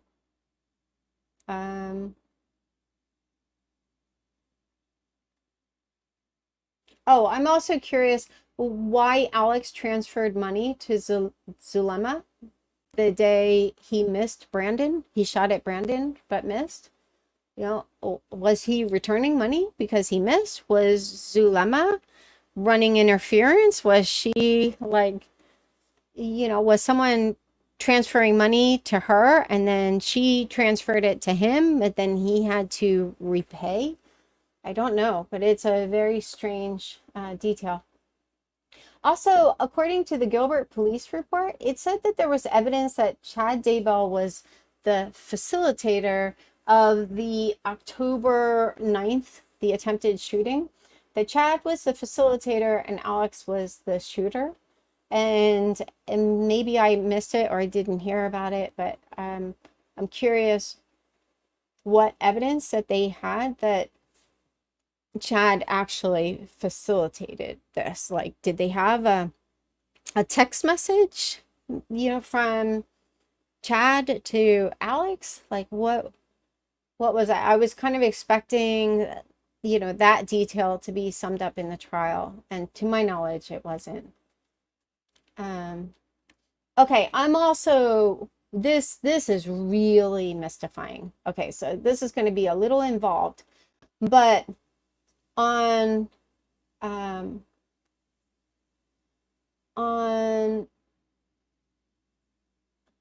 October 9th, so this was the day that Tammy was shot at, but that's unrelated. On October 9th, the Gilbert police report noted that the whereabouts of Alex, Lori, and who I believe to be Tylee, her name fit in the redaction, are unknown. So I've mentioned this before, like I really take issue with the fact that again and again in these police reports, like Tylee was lumped in with these the perpetrators, and they always wanted to know her whereabouts and JJ's welfare. And that was very consistent. But so on October 9th, they wanted to know the whereabouts of Alex, Lori, and Tylee. But then over the next 2 days, they drafted search warrants, and I'm really like going on a lot of memory here. So but over the next 2 days, they drafted search warrants for their phone data. And there is a notation in the timeline for October 10th to the 11th. But then they passed that data on to the FBI to analyze it. And they analyzed it on October 17th. So this was even like before Tammy was murdered. This was before the case went public, before Alex died. They analyzed all three of their phone data on October 17th and then passed their analysis back to Gilbert and Chandler police. But at that time, they would have seen a precipitous drop-off in Tylee's data. So here they want to know her whereabouts, and they even note that from these phone records, they knew that Lori had moved to Rexburg with the kids. So they're looking at their phone records. They would have seen not a complete like closing out of her account, because Lori was using her phone occasionally to like reply to Colby, to reply to a friend of Tylee's. So it wouldn't have completely been cut off. So it's not like they would have thought, oh, well, maybe she got a new number. And even if they did, like that was something worth investigating, you know?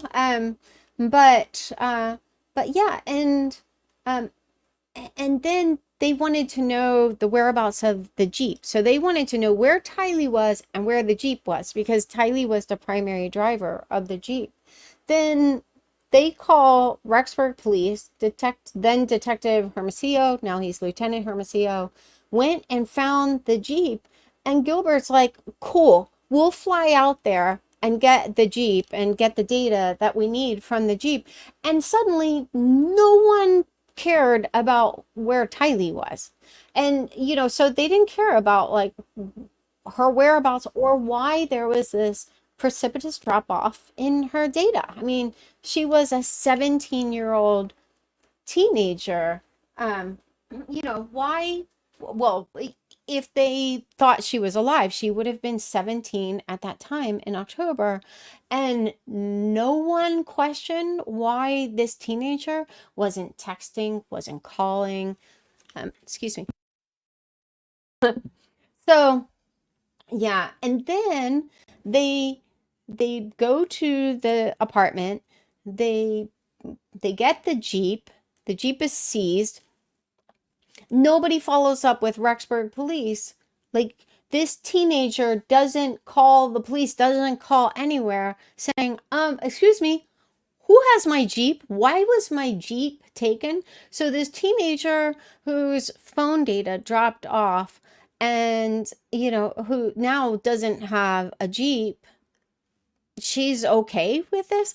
So it's just very weird. I mean, I understand there was probably a lot of chaos. They were working with, you know, multiple agencies and stuff, but I do think that the just this overall perception, and I think that these family members, I think part of the reason I've had to work through so much, you know, anger and unforgiveness toward these family members is their trashing Tylee was not without consequence. And I do think now law enforcement is still 100% responsible to not get caught up in hysteria. Like that's one of the things that just bugs me so much. It's like I see these notes they make about Tylee and I'm like, you're just caught up in this hysteria. Like it just seemed like there was not a single cooler head looking at this data and thinking, you know what? let's just do a welfare check on this teenager because, like she could have been the driver of the Jeep when Brandon was shot at. Like, even if they didn't give a single shit about her welfare, like, it was just like, yeah, yeah, there were any number of reasons why they should have checked on the driver of the Jeep, but it was like, it just seems like, again and again, they just got caught up in all of this hysteria, like, you know, Kay talking about, like I'm not going to go into it, but the things that she said about Tylee and the things that Adam and Nicole said, and I just think that then they just like looked back to the shooting of Charles and were like, yeah, this tracks. Yeah, she's one of the perpetrators. But anyway, okay. So yeah, that's definitely a curiosity. Like, how did no one catch that? All of these analysts who were involved in this, and an analyst with the FBI would have done this analysis. And, did they just not mention this to Gilbert and Chandler, or did they mention it and they were like, yeah, we're not really concerned about that. I don't know, but uh, okay. Uh,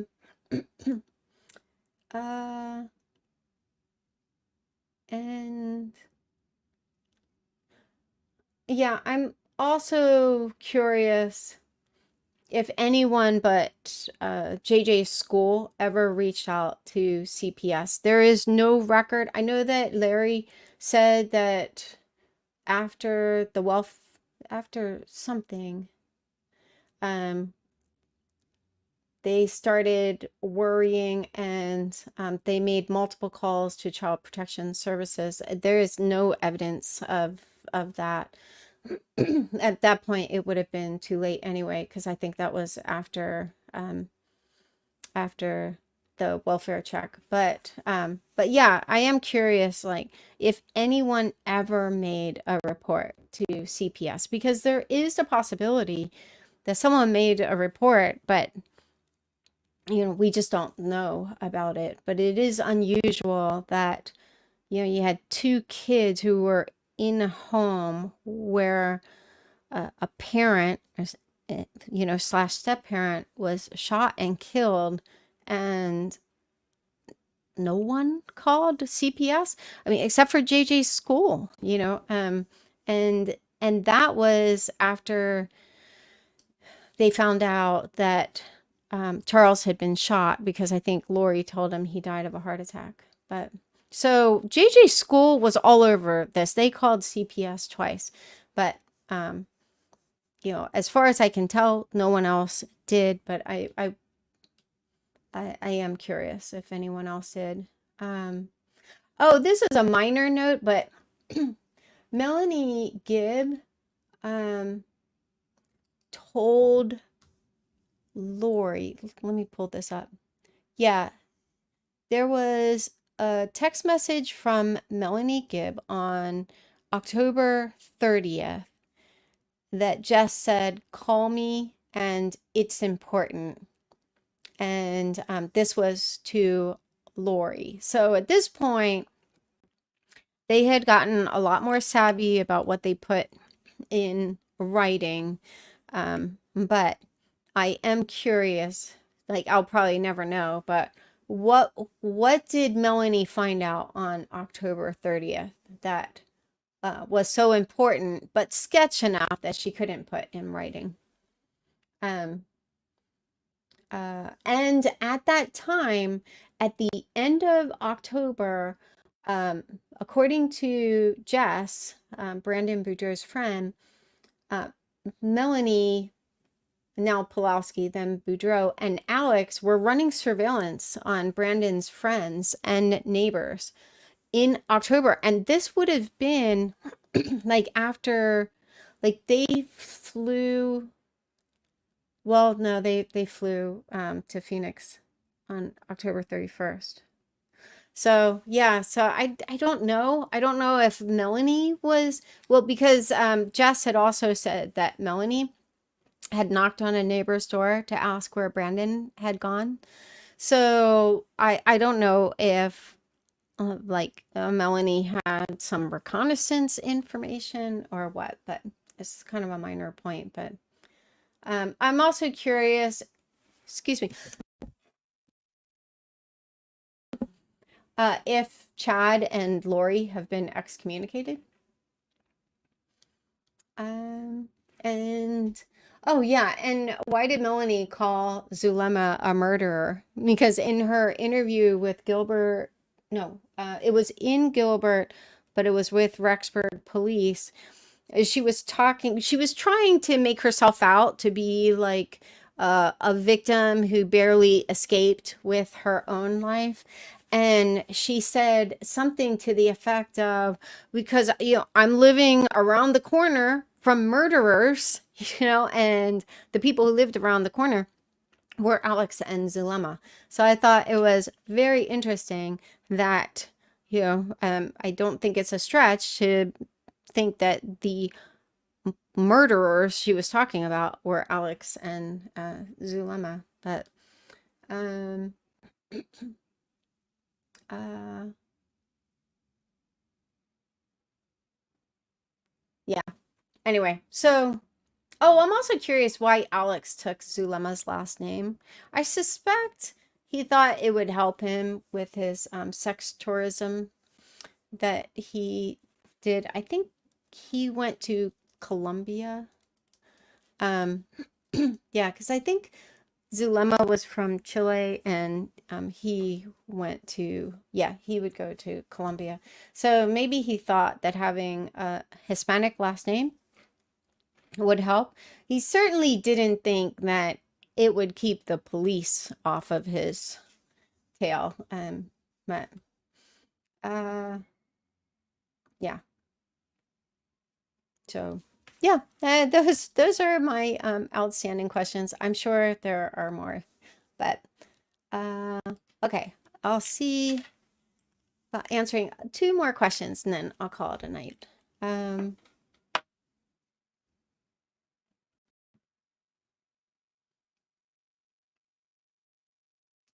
uh, so did Ian know that Alex was the killer for the children? When Alex was dead, Ian did not fear for his children. Yes, I absolutely believe that he knew that Alex had killed the kids. I'm gonna try. Oh, I might have it. Um, Let me see if I can find it because I don't want to misquote. Um,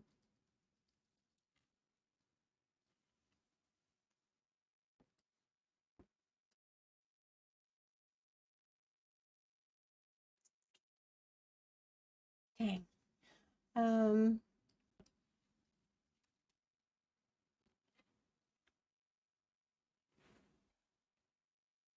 yeah, because he had said, yeah, in the when he wrote out his notes to pass on to Melanie's attorney, he had like tamped it down to she told me she was worried that Al may have had to, quote, take care of the kids. And his sister said that I think Melanie said the same thing about Al taking care of the kids. But in the boilerplate, and if I find it, um, yeah, I'll throw it out on the community tab.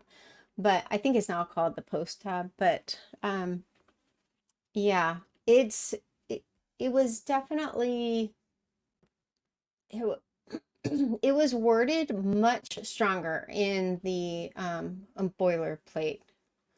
I'll do one more sweep just to see. Um, yeah.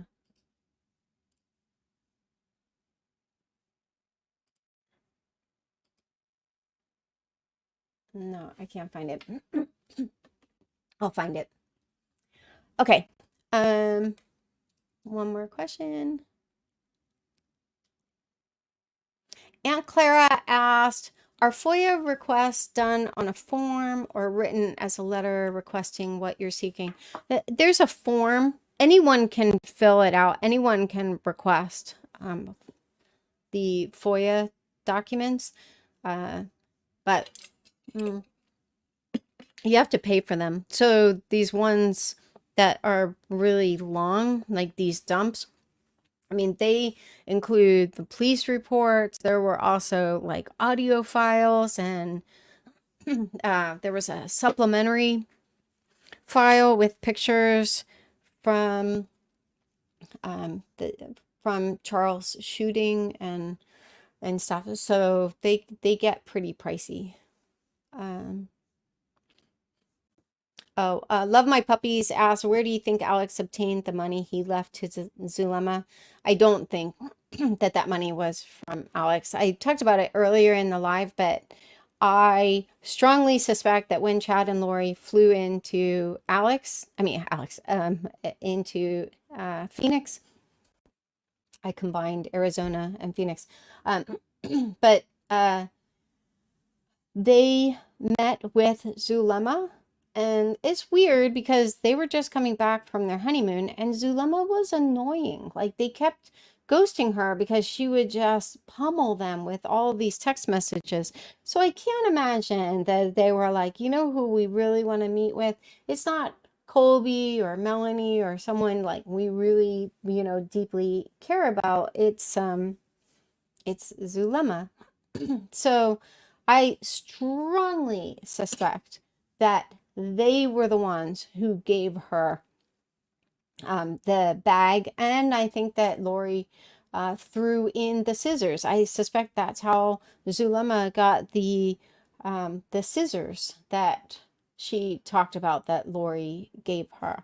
And I know from my daughter being a vintage hairstylist, like stylists, they invest a lot of money in these scissors. And so, so I can imagine Lori just like throwing everything she can at Zulema because they really needed Alex dead. Alex would have been a huge loose end.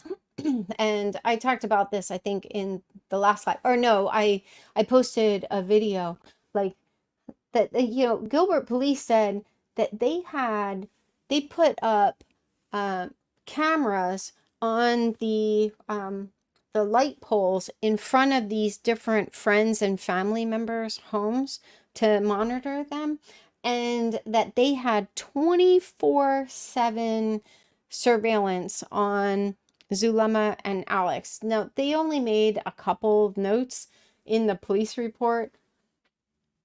They saw Zulema coming from or going into the Gilbert temple, and then they noted that Zulema and Alex uh, were seen in the silver truck one evening, and whoever noted it just said, like, I'm just noting it, like, we didn't do anything with it. But I'm like, well, why not? Like, he was at that point, they knew that he shot and killed Charles. They knew that that wasn't self-defense. It wasn't justifiable. It wasn't a justifiable homicide.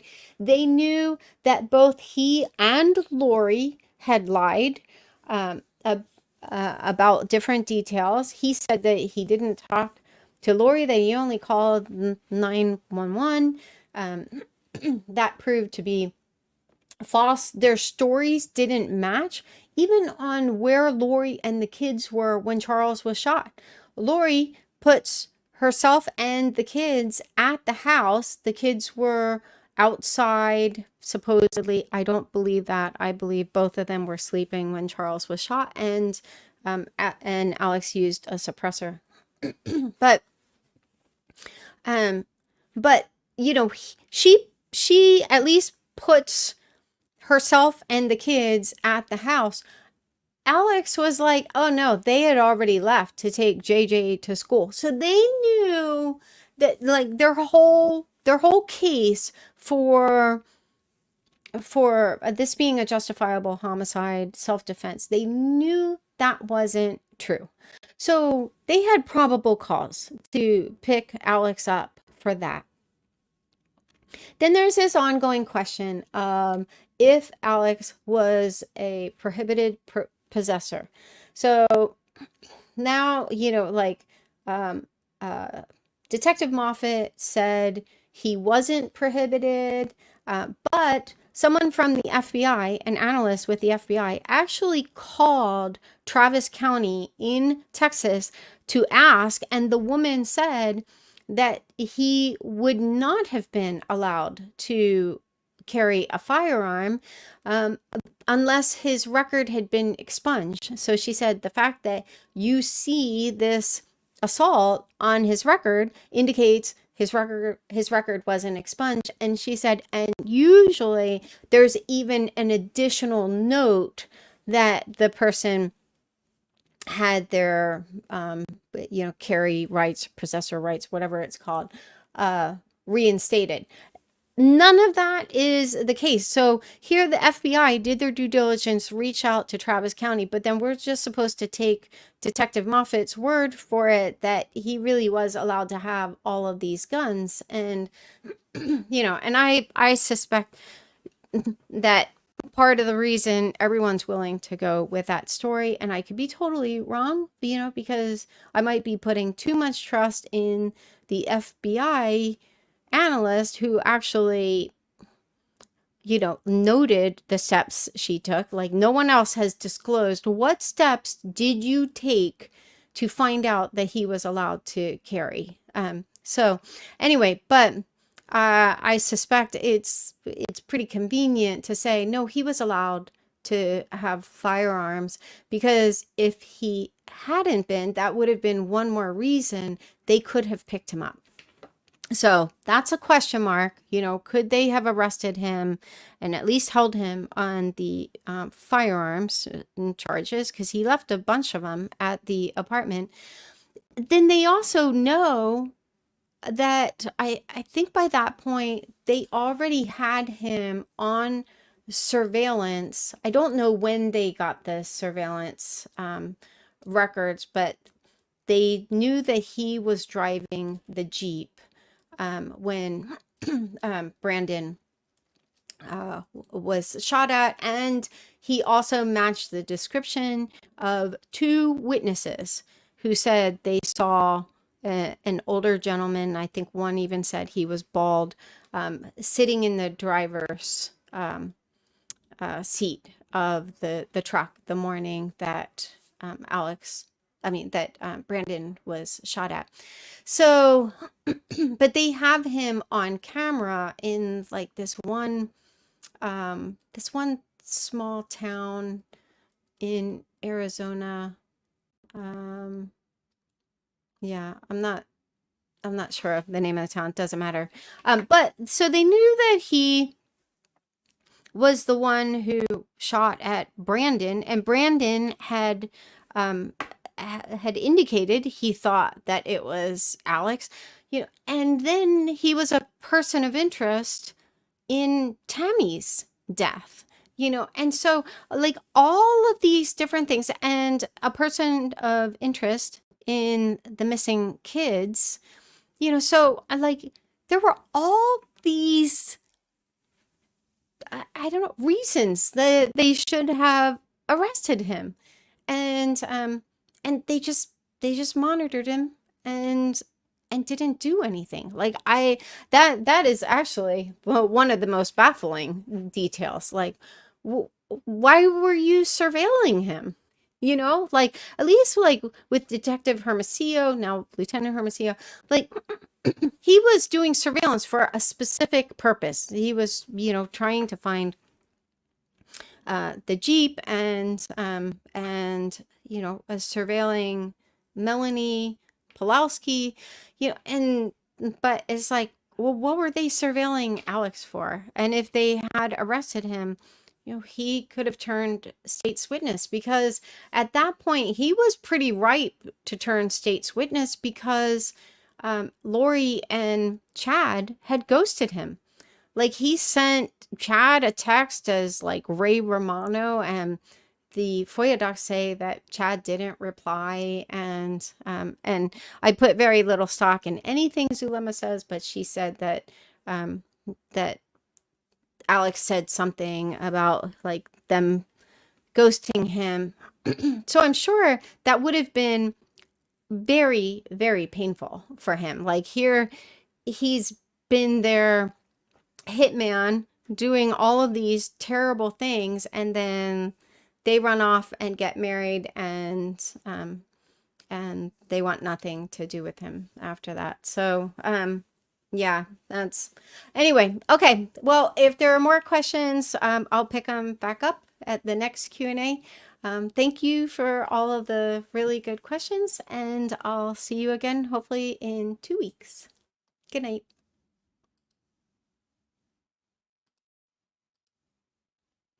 No.